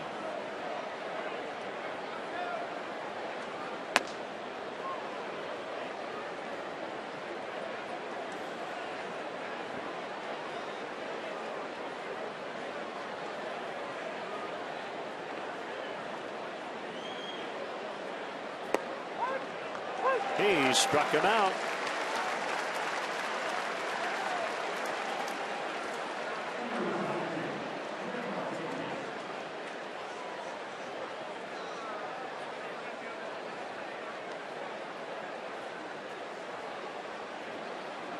Everything with Jason Mott is quick. You see him get loose out of the bullpen. He just starts firing bullets like a former catcher would. I've used the word frenetic. Pull on the cap, toss the ball, bang it against his back leg there.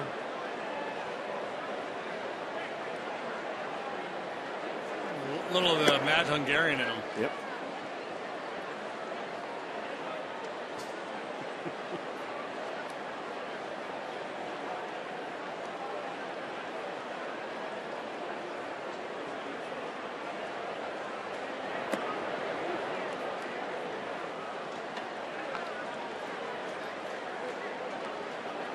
Kind of reminds me or conjures up an image of if John Belushi were ever a pitcher. Right? Yeah. Belushi, a big guy, but he's quick, always hopping around. Oh, yeah.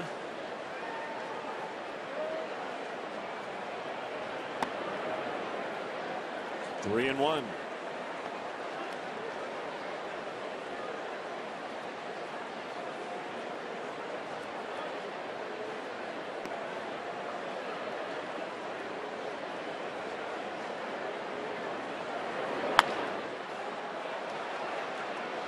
Should do it. Schwarber makes the catch. 1, 2, 3 for the Braves.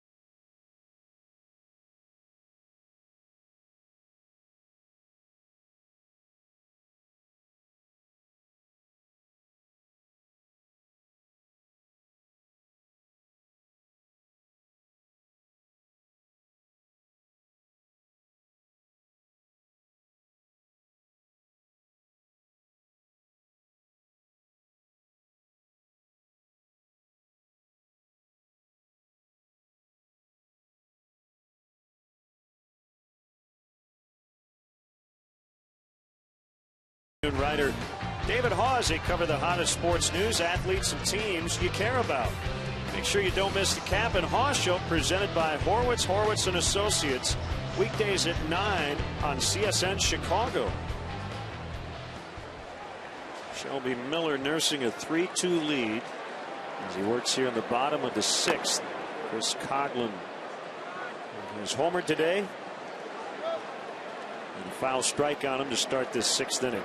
Rizzo and Bryant also due. Miller has not had to work particularly hard in this game except for the last inning.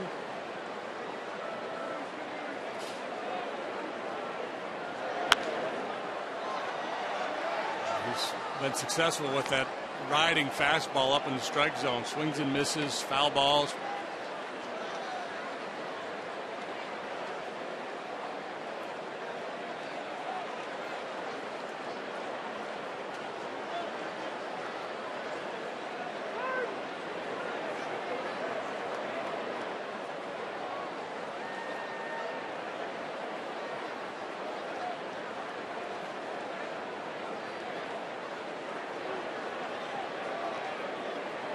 Here it is. Strike 3 called. So sure about that one. Backdoor cutter for his 8th strikeout. Chatting with Joe Simpson, the longtime Braves television analyst, before the game.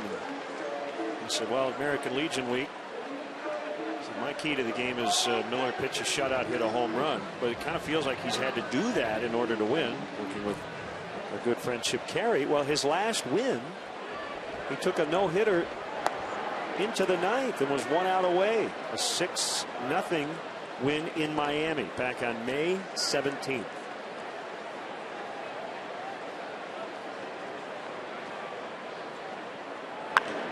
Rizzo cracks one deep to right. Is it going to be fair? No. He kept one fair last night. That one has this place buzzing. He crushes this ball. See how he opens up that front side, clears those hips.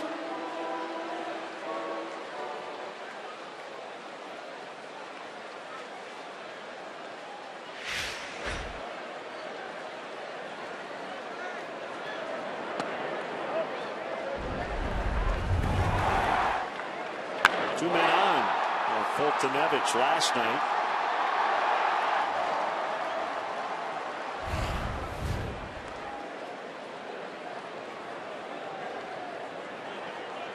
With his next home run, he'll become the 5th Cubs left-handed hitter with 2 25-homer campaigns. Joining Billy Williams, who had 10 of them, Bill Nicholson, who had 5, and Henry Rodriguez and Rick Monday, who each had a couple 25-homer campaigns. 2-2.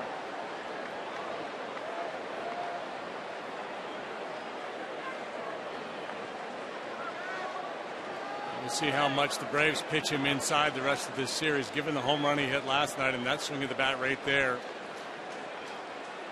It's going to convince a lot of guys to just try to stay away, maybe spin breaking balls down below the knees.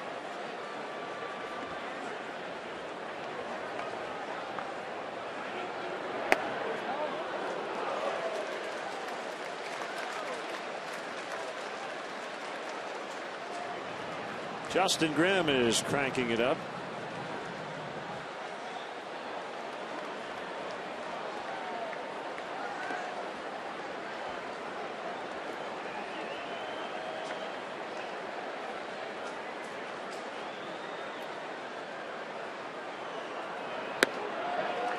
Wide for ball 4. I mean, obviously you're going to pitch Anthony carefully, but after that loud foul, Miller was especially careful, and Rizzo, as he has done so many times, accepts his walk.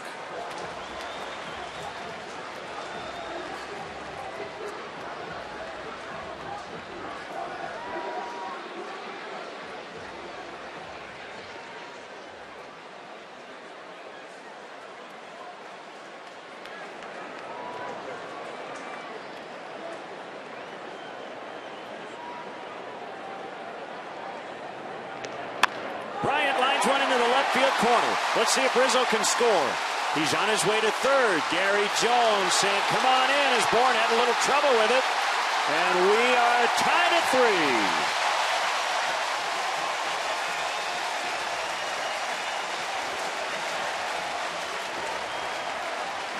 The second time today, the Cubs have come back on Shelby Miller. This time, Chris Bryant delivers a line drive into the left field corner. Michael Bourne, in hot pursuit, has this ball kicked back past him, and that gives Gary Jones all he needs to send Rizzo home.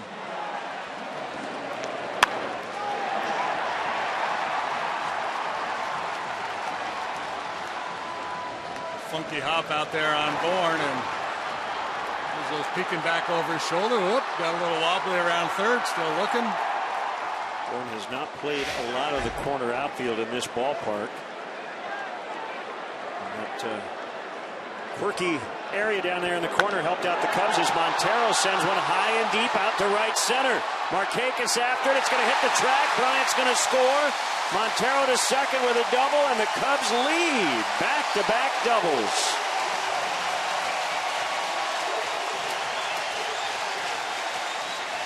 It could have been a deflating bottom of the fifth when the Cubs scored one and probably thought they should have had at least a couple.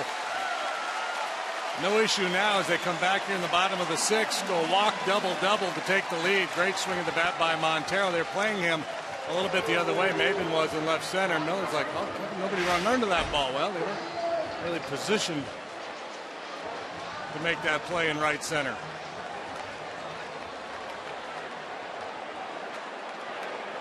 Cubs have 13 hits, 7 have gone for extra bases in this series, and they have their first lead of the afternoon.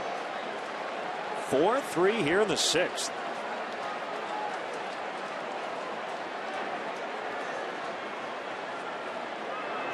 Walk double-double with one out. RBI hits Bryant and Montero. Peter Moylan, the side-arming righty. Ross Detweiler is the left-hander.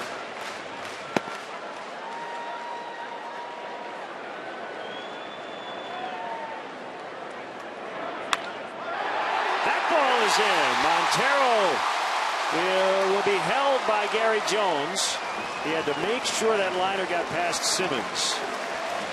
3 straight hits, and they've all been hit hard. And Joe Madden out of the dugout. I think he's going to question as to whether Simmons threw his glove at this ball or not.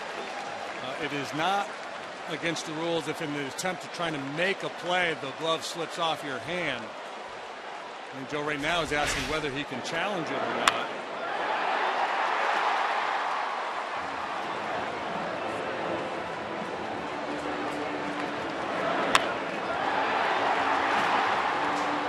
Good catch. Game, isn't it? You go for years without seeing a play like that. We had one here the other day where Miguel Cabrera had his glove off, and there was a pickoff attempt at first base, and he essentially threw his glove at the ball.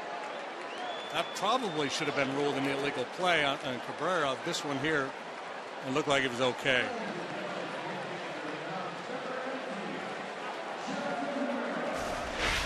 Here's the other night.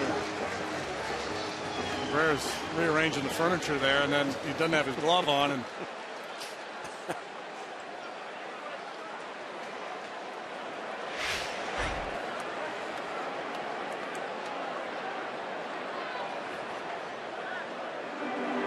rearranging the furniture. That's a euphemism I had not heard in a while.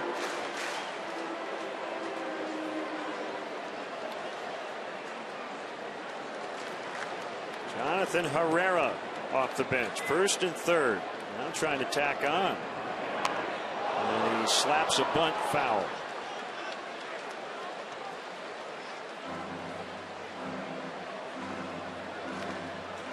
Jason Mott now is the Cubs pitcher of record. Jones going through the signs. Miguel Montero down there at third base, going to wait for some kind of a verbal signal from Jones. Maybe a little safety squeeze. Herrera's pretty creative with the bat. Makes a lot of contact. Good bunter.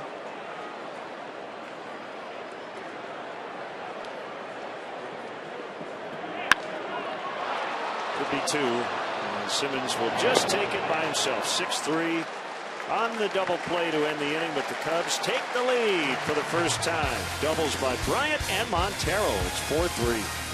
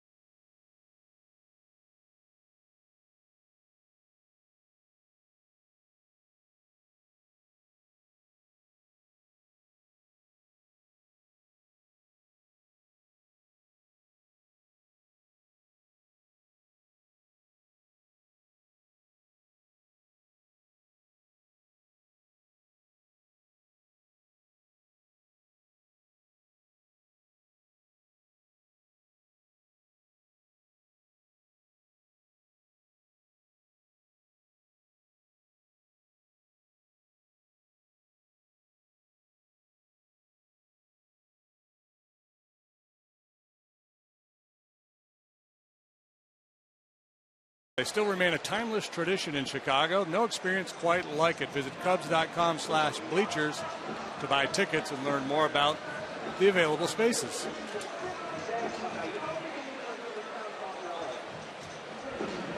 Here's Justin Grimm.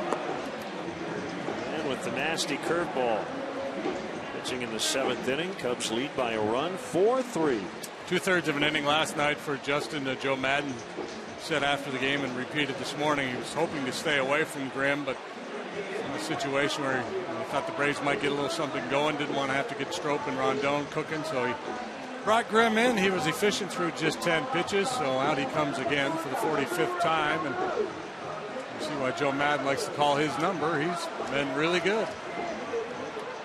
Yeah, we saw Richard earlier with the matchup situation, but now that you have the lead, you feel comfortable. Grimm, righty, lefty, doesn't matter. And it is Maben, followed by Freeman and Brzezinski.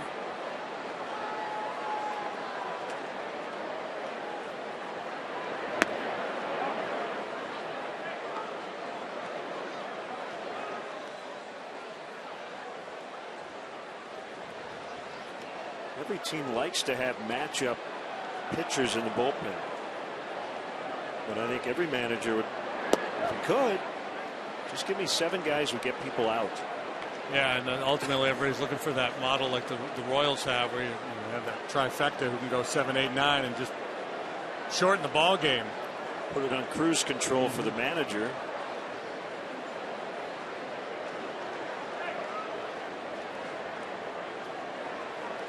Two-0 pitch, line to deep center. Fowler caught it on the leap. It's a nice hand from his pitcher. And a big smile for Dexter Fowler. That ball was really stung by Maben with his speed. An easy double, possible triple. Beautiful. That ball was not inclined to come down anytime soon. No. And that could have been a 3-base hit with Maben's speed. That gets over the head of Fowler. Remember that play. Freeman with 1 out. Ball 1.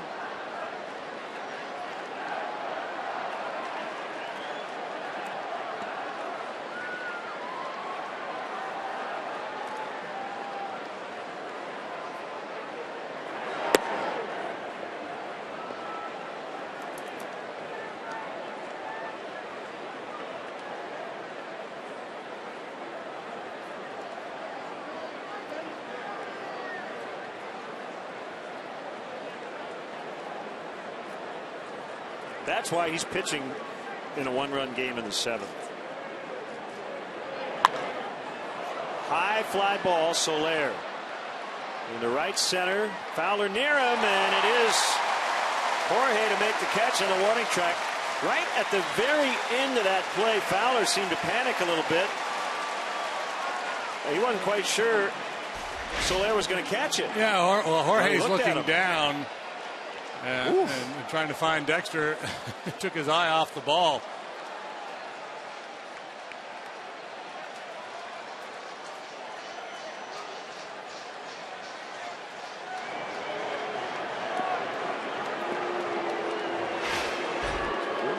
He's given up some hard contact here, but certainly happy these have been outs.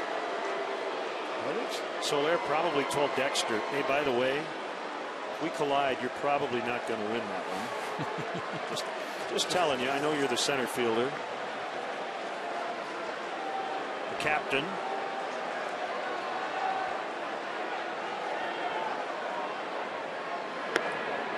Hello, AJ. Strike one.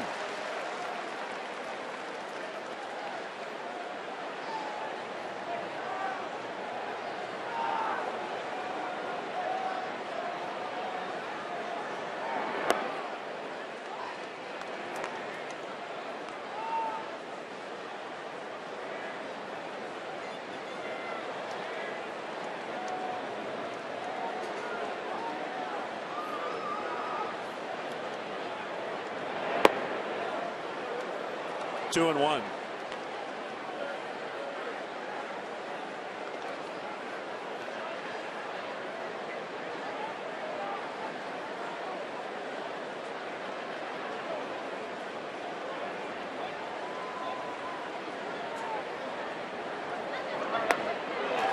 Two and two.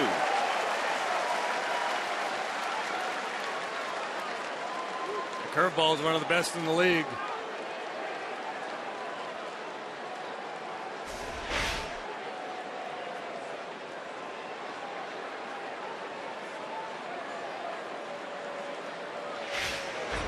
Brzezinski, as JD mentioned earlier, he likes to swing the bat. He has struck out twice already today. And he has one 3-strikeout game all year. 3-2. Yeah, that ball was off the play, but it would have been fun had Johnson called it a strike, because I think AJ would probably not finish this ball game. There should have been some fireworks if he got rung up on that one. Should be in swing mode here. Called strike three. No argument that time. And we will sing the stretch on the big board with Harry. Ladies and gentlemen, direct your attention to the left field video board and sing along with Harry. All right. Let me hear you. Very loud. On one. On two. On three. Take me out to the ball game. Take me out to the crowd. Buy me some peanuts and Cracker Jack. I don't care if I ever get back on its roof. Root for the Cloudies. If they don't win, it's a shame for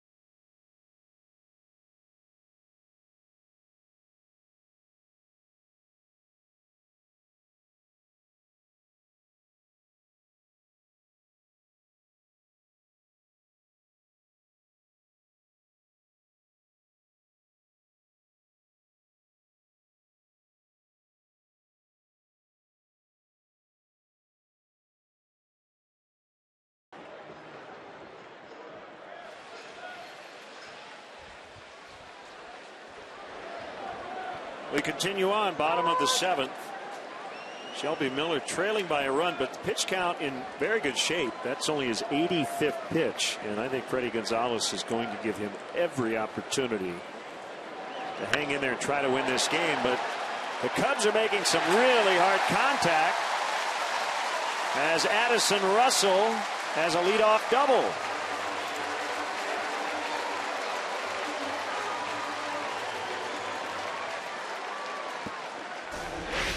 Everybody we talk to around the league, opposing coaches, managers, scouts, broadcasters, all impressed by this young group of talented kids the Cubs have, and Addison Russell is grabbing a lot of attention with his play here in the second half of the year.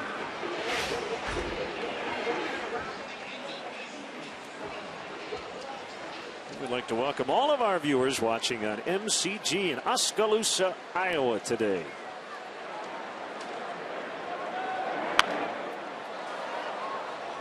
Can you say Oskaloosa like Keith Jackson?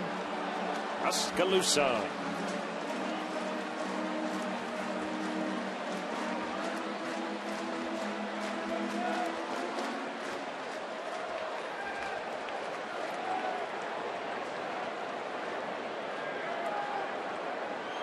Nothing wrong with the ground ball to the right side right here. Look out.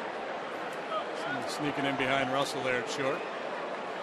Birthday wishes to Donna Henry. She was at the ball game yesterday with her daughter Katie. And Donna was kind enough to send up a book, Cooking with Mint. She's from North Judson, Indiana. That's like the mint capital of the world. Nice.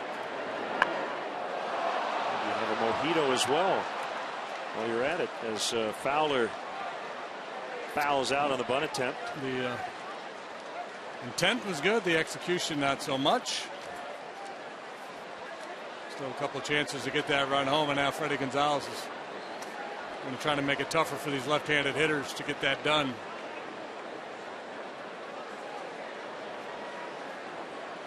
That will be it for Miller. 17 consecutive winless starts, and yeah, you'll end up talking to yourself going through a stretch like this. 4-3 Cubs in the bottom of the 7th.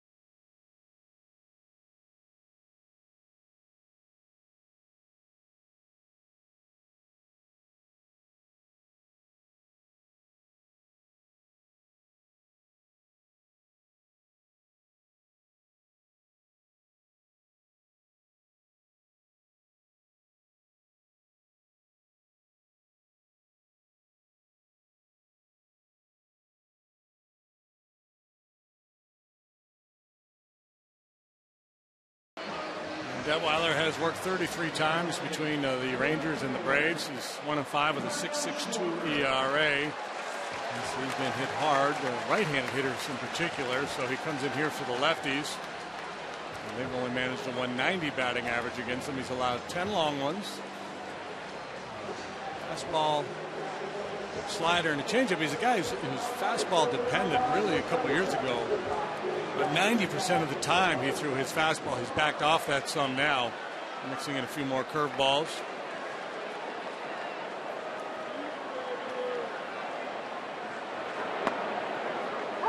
In there for a strike, 93 on the Heat.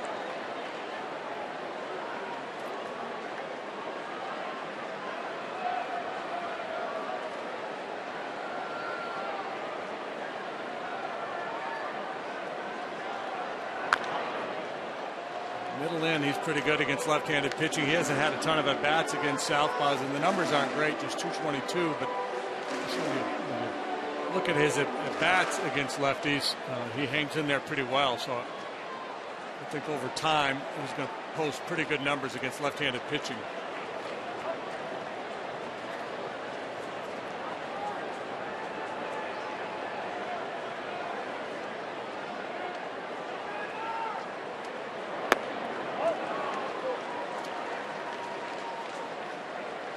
One and two. Starlin Castro on deck. And Coghlan spot.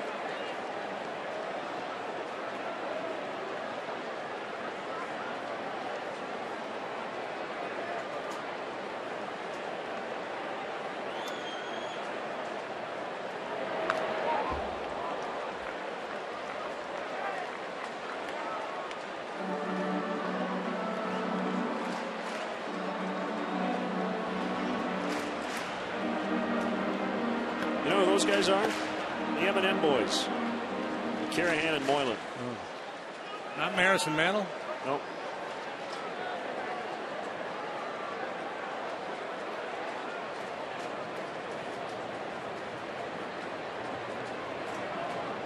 They're two of 29 pitchers that the Atlanta Braves have used this year. The franchise record, 56 players overall used by the Braves this season.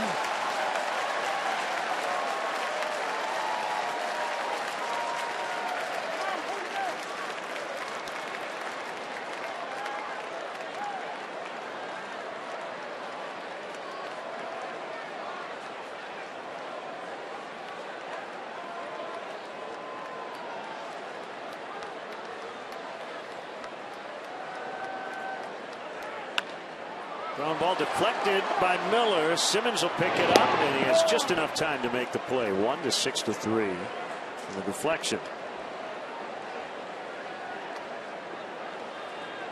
So Russell still at second. 2 outs now. Yeah, this is actually a good read by Russell, because you see a lot of guys break to third base on a ball like that. The pitcher snares it, and they're hung out. The instinct when the ball, and the rule is when the ball is hit behind you to go, but when it's right back to the pitcher like that, sometimes you can get caught.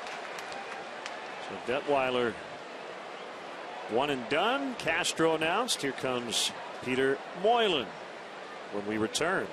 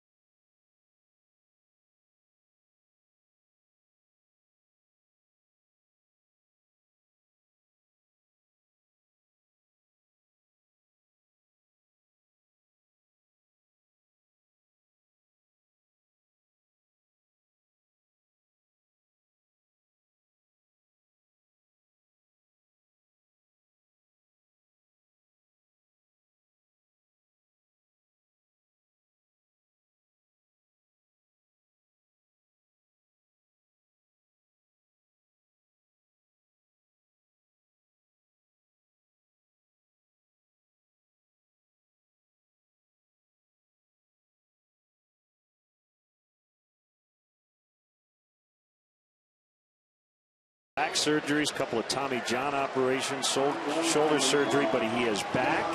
And he was originally brought back this spring to be a minor league pitcher / coach. Well, trying to make a comeback, but then the pitching part ended up winning out. Yeah, good story. Back to the big leagues. Did not pitch at all last year. He was a mainstay in the Braves bullpen from 2006 through 2012. Sinker slider guy from that sidearm delivery. In his prime was an extreme ground ball pitcher. Castro off the bench. Ball one.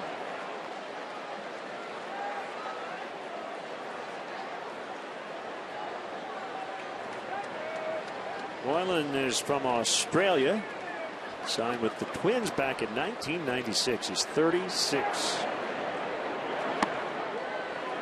Looked like a good pitch on pitch tracks. And he did not get the call at Toyota pitch tracks. The Cubs and Toyota announcing a long-term legacy partnership earlier today, establishing Toyota as the official vehicle of the Cubs in Wrigley Field.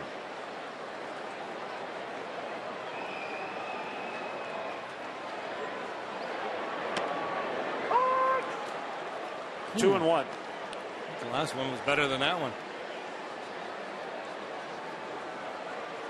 Didn't have a lot of zip on that fastball. And that two-seamer, that sinker, if it's moving in on Castro, that's a pitch you can do some damage on.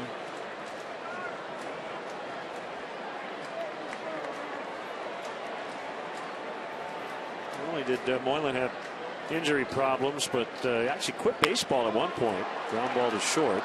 And it's booted by Simmons. How about that? And he nearly threw that one away trying to get Russell. And Gary Jones ran over to Russell to tell him, don't go anywhere. Siriaco tried to deke him as if that ball had gotten past him. Well, there you go. We've been talking yesterday and today about how good Simmons is. We showed you that highlight package earlier, and this one just eats him up. Just his fourth error, and a huge break for the Cubs. Simmons, one of those shortstops, when the ball's hitting his direction with 2 outs, everybody starts running off the field. Carahan coming in. Pitcher per batter, it feels like, here in the 7th. First error since June for Simmons. 4-3 Cubs.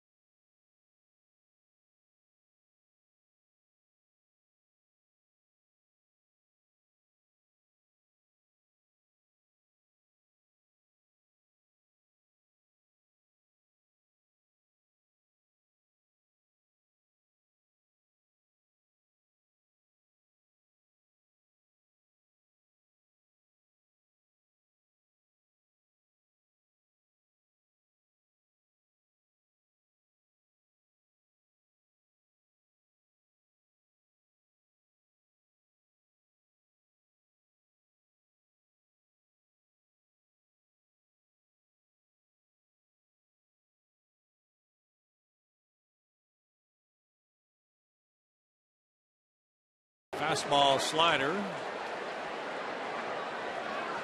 First error in 47 games for Andrelton Simmons. So the inning continuing. First and third. Rizzo, ball one.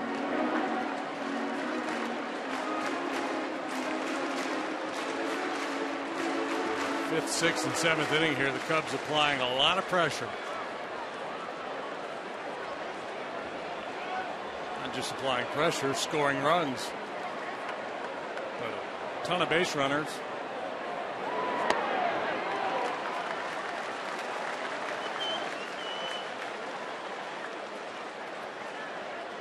If you're wondering if Freddie Gonzalez might make another change if Carahan doesn't get Rizzo, he could.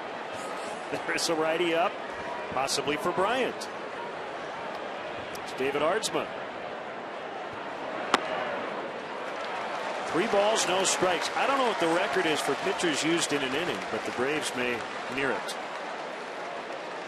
Miller, Detweiler, Moylan, McCarrahan. And oh, he'll absolutely go to Aardsma if Anthony reaches here.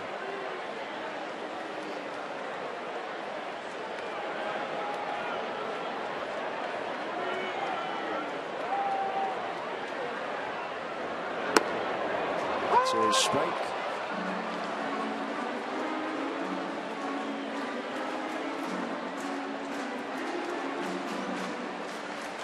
Flags have been blowing pretty much in that direction all day.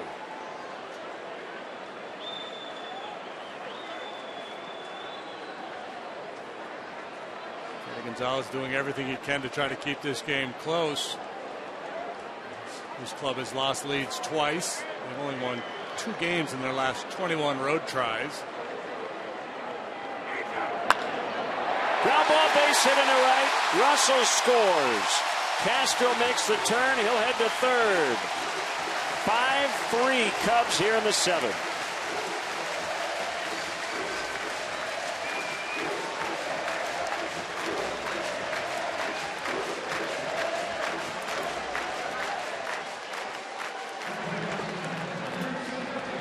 Maybe he won't go to Aardsma.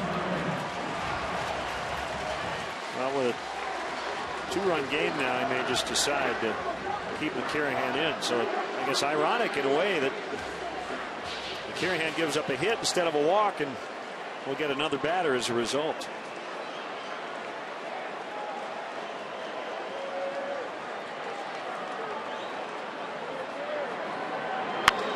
Bryant bounces to third.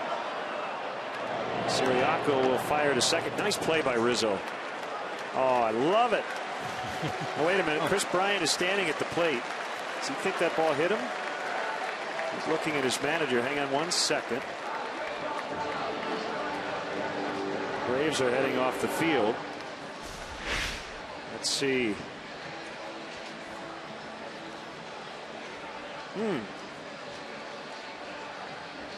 Well, they're dragging the infield. Outside of that front foot.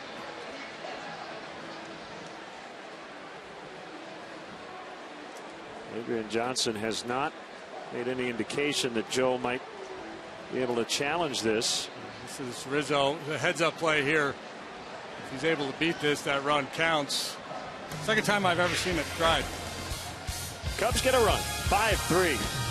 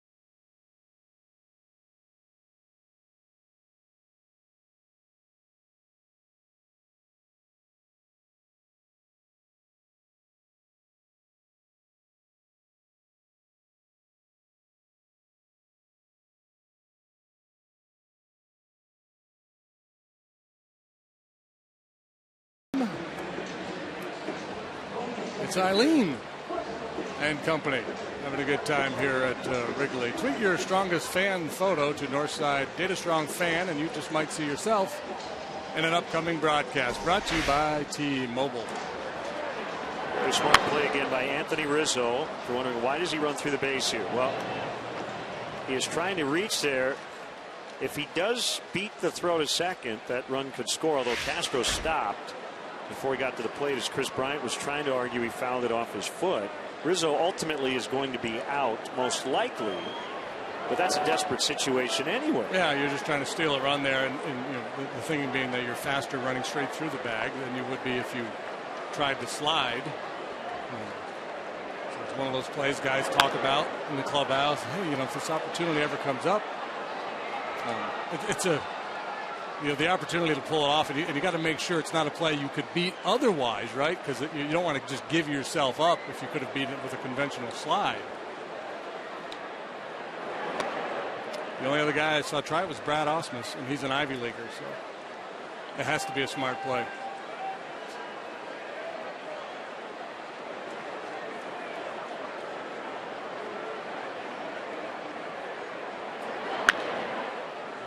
Castro just into the game.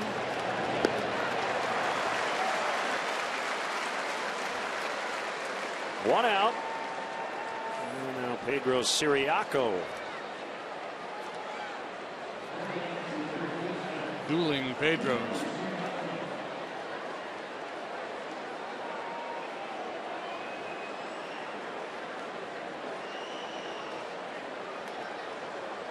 Now the only thing there that we should note, and Gord just sent a tweet, because Bryant didn't run.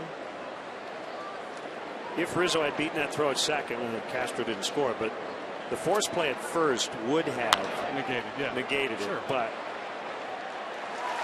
Rizzo's assuming that both guys are running. Right. Siriaco lines out. We're talking about Rizzo's role in that play. Yep.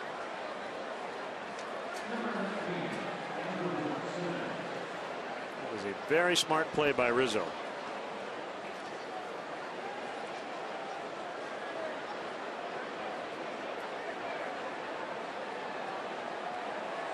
We mentioned yesterday that the Giants have acquired Marlon Byrd.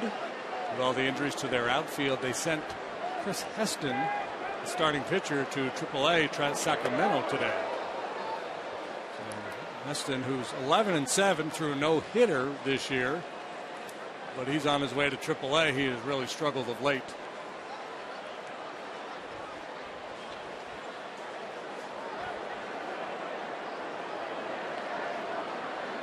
So if you had Chris on your fantasy club, you probably want to make an adjustment.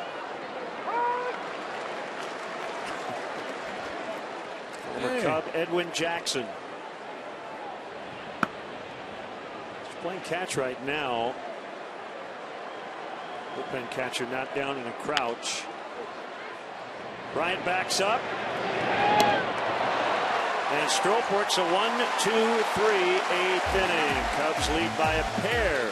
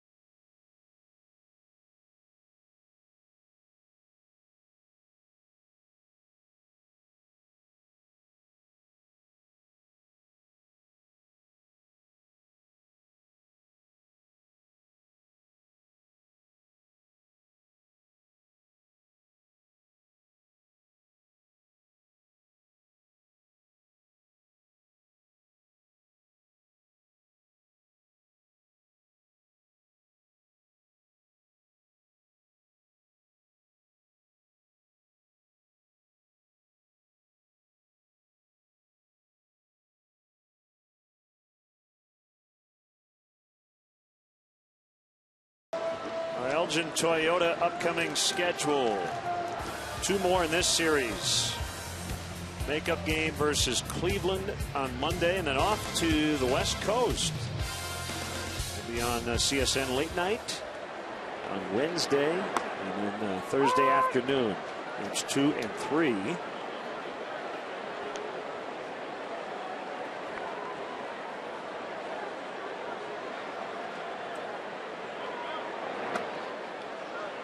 Breaking ball too high, 1-1 on Miguel Montero. And a big part of it here today. Single double, RBI, run scored. And the second RBI double gave the Cubs a 4-3 lead.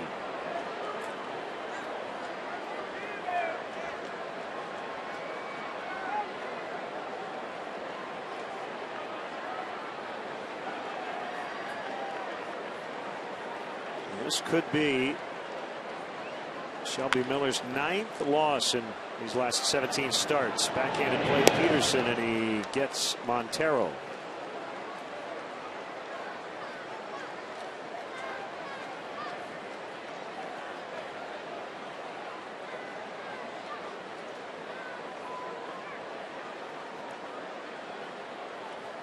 And we'll see David Artsma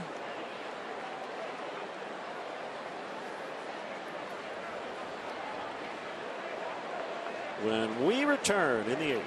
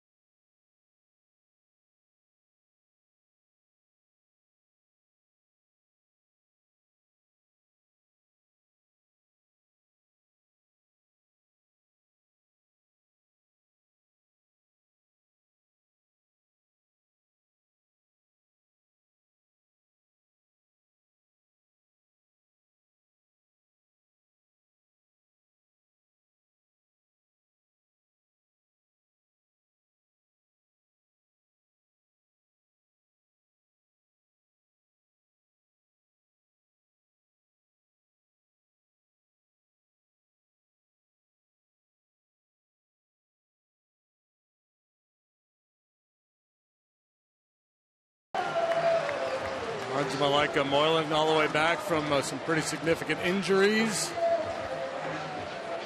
1-1 with a 4.66 ERA. He's pitched 31 games, 29 innings.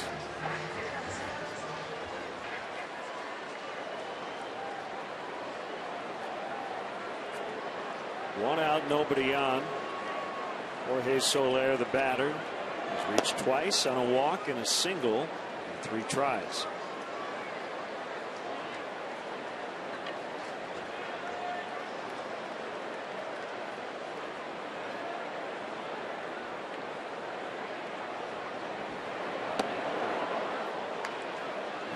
Salad days, he was mid-90s with that fastball. Now more of a 91, 92. So now on to the main course, or eating dessert? In the dessert phase of his career.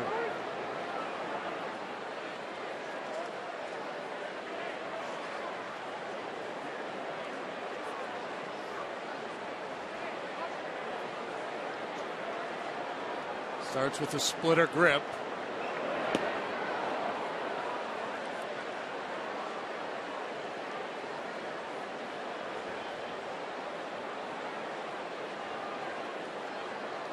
Would be a save situation for Rondon with a 2-run lead. That could change here in the 8th. Low and away, low and away. You see where they're working Soler. That one just simply low. 2-2.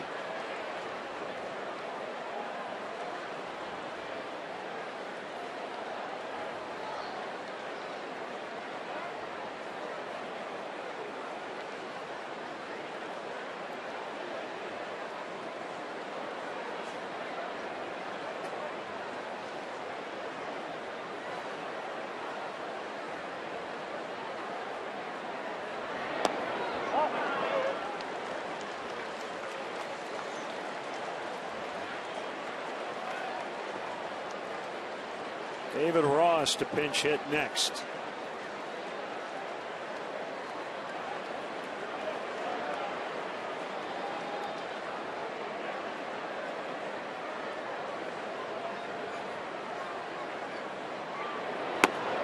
He got him.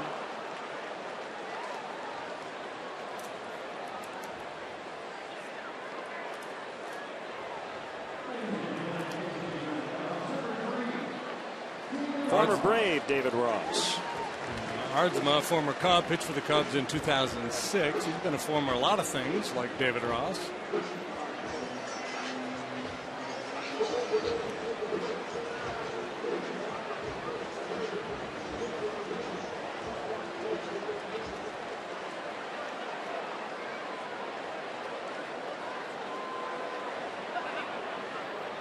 He bats for Strop.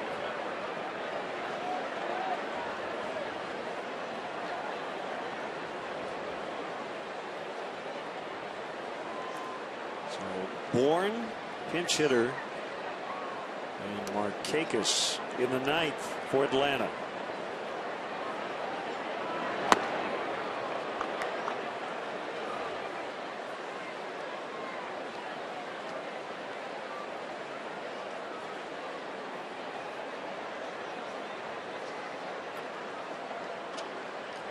David Ross, born in Bainbridge, Georgia.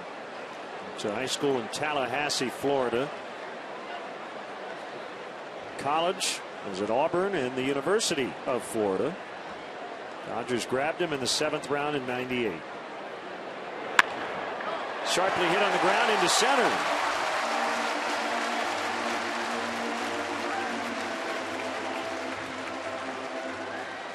Watch this. Boom. The fist bump, that's the head bump between Ross and Hyde.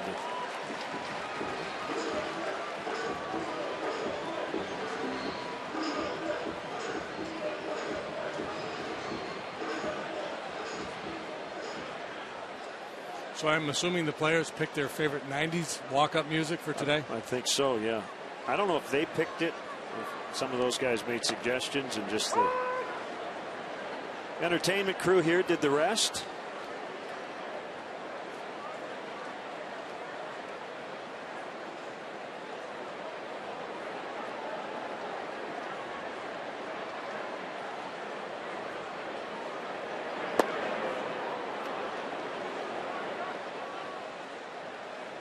Two strikes to Russell.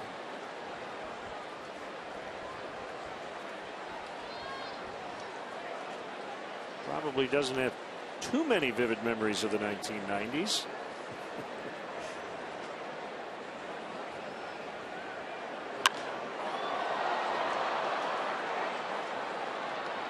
He was born in '94, backpedaling.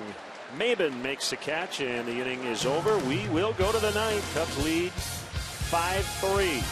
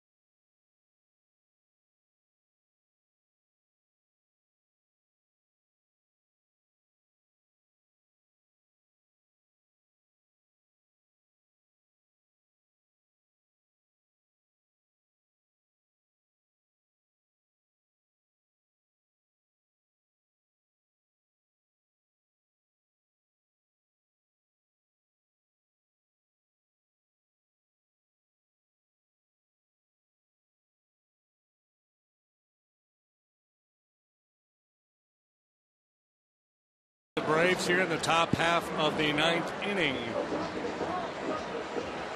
8-9-1 due for Atlanta.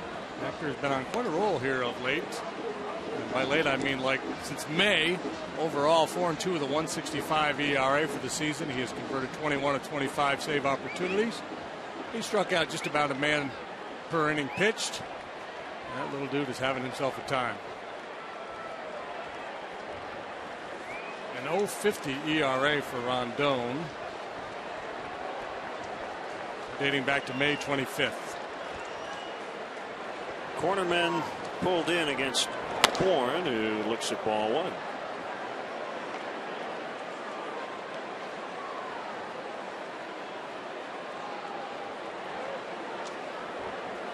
"50 saves in the bank in Rondon's career. 29 last year, 21 so far this year.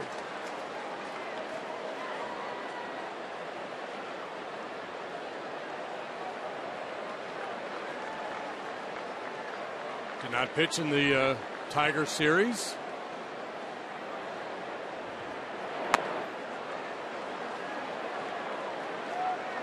Did not pitch in the ball game yesterday. Well rested. Jason Mott could go to 8-1.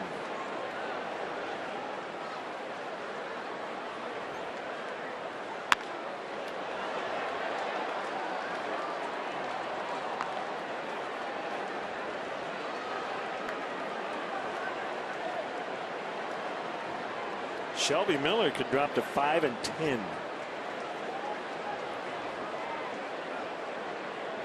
With a 2.50 ERA. Bourne strikes out.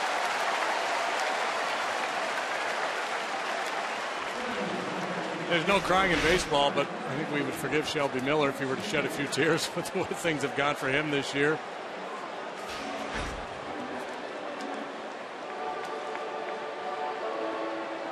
Nick Swisher.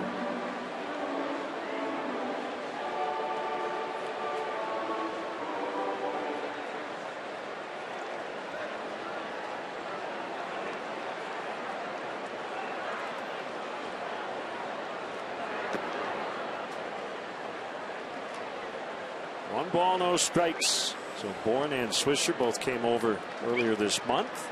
Chris Johnson deal. Trade with Cleveland. Neither veteran has really gotten it going yet offensively. That ball hit hard, and it'll get down to the wall. That will bring the tying run to the plate in Nick Markakis.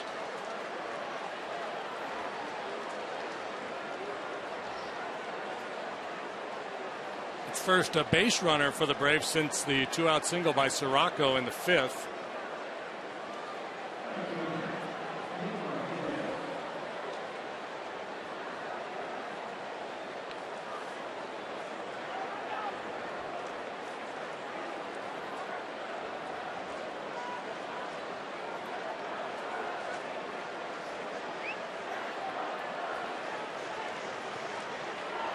Siriaco, I should have said. What'd you call him? Sirocco. I got Pedro Serrano on the brain. Markakis with 2 hits today, including a go-ahead 2-run double in the 4th inning.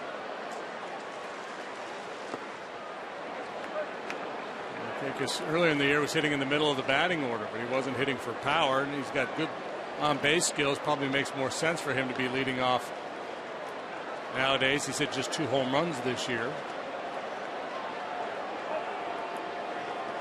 By the way, Jason Mott has an event after the game over at Sluggers to benefit the Mott Foundation, and he's hoping it comes after a win. Ground ball, Castro to Rizzo, 2 outs, runner third. Well, Jason, you're a little bit closer, 1 out away from that W. And the fans here at Wrigley on their feet.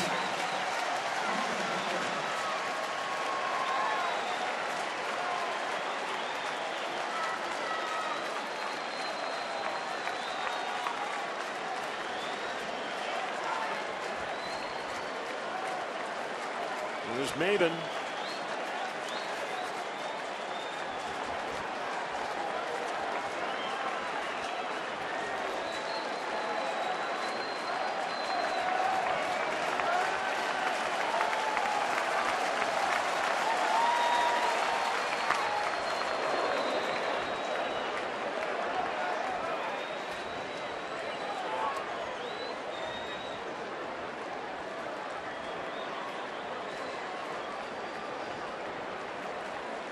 Swisher's run doesn't mean anything. Key guy is at the plate.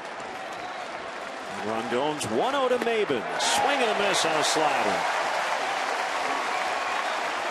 Don't want to mess around with Freddie Freeman either. He's on deck.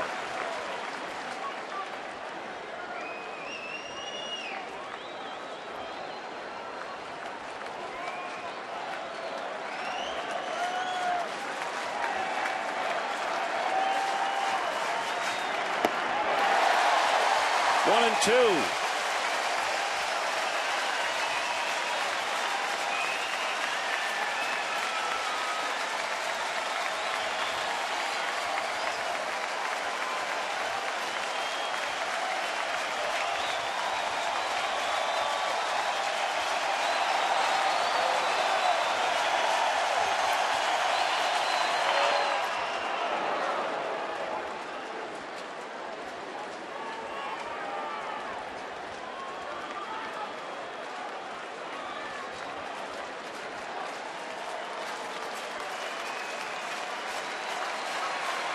Rondon features that deadly combination, swing and miss slider and 98-mile-an-hour heater. They're going to go fastball away. The sliders to this point. Ooh. They take it. I'm not saying it should have been, but it could have been.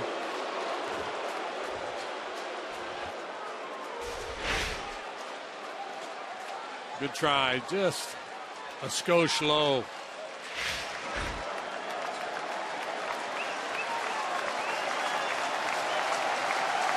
3 balls, 2 strikes. Here it is. He walked him.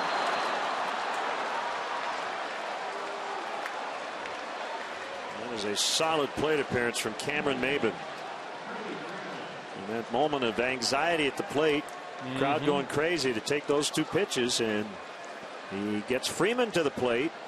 Chris Bosio will head out.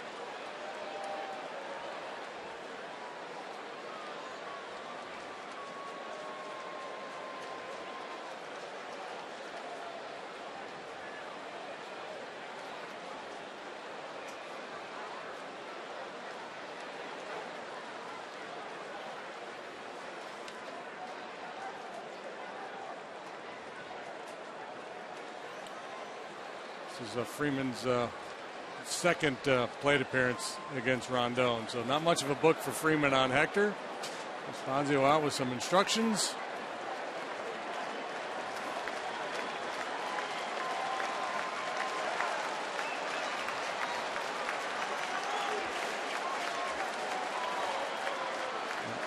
Confrontation there between Rondon and Maben helps to illustrate how that whole idea of protection can be overrated.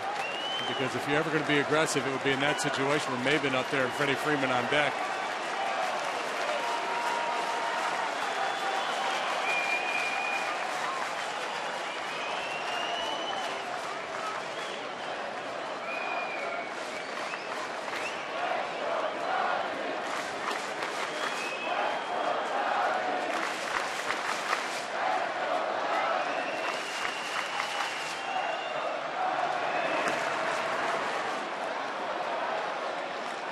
Ball 1 on Freeman. So pull shift on the infield, no doubles in the outfield. The outfield very deep all the way across.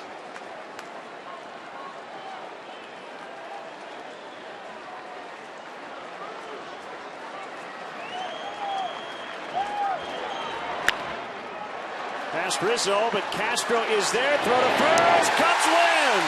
Cubs win. Rondon gives up a couple of base runners, double and a walk, but no runs in the ninth. And they've taken the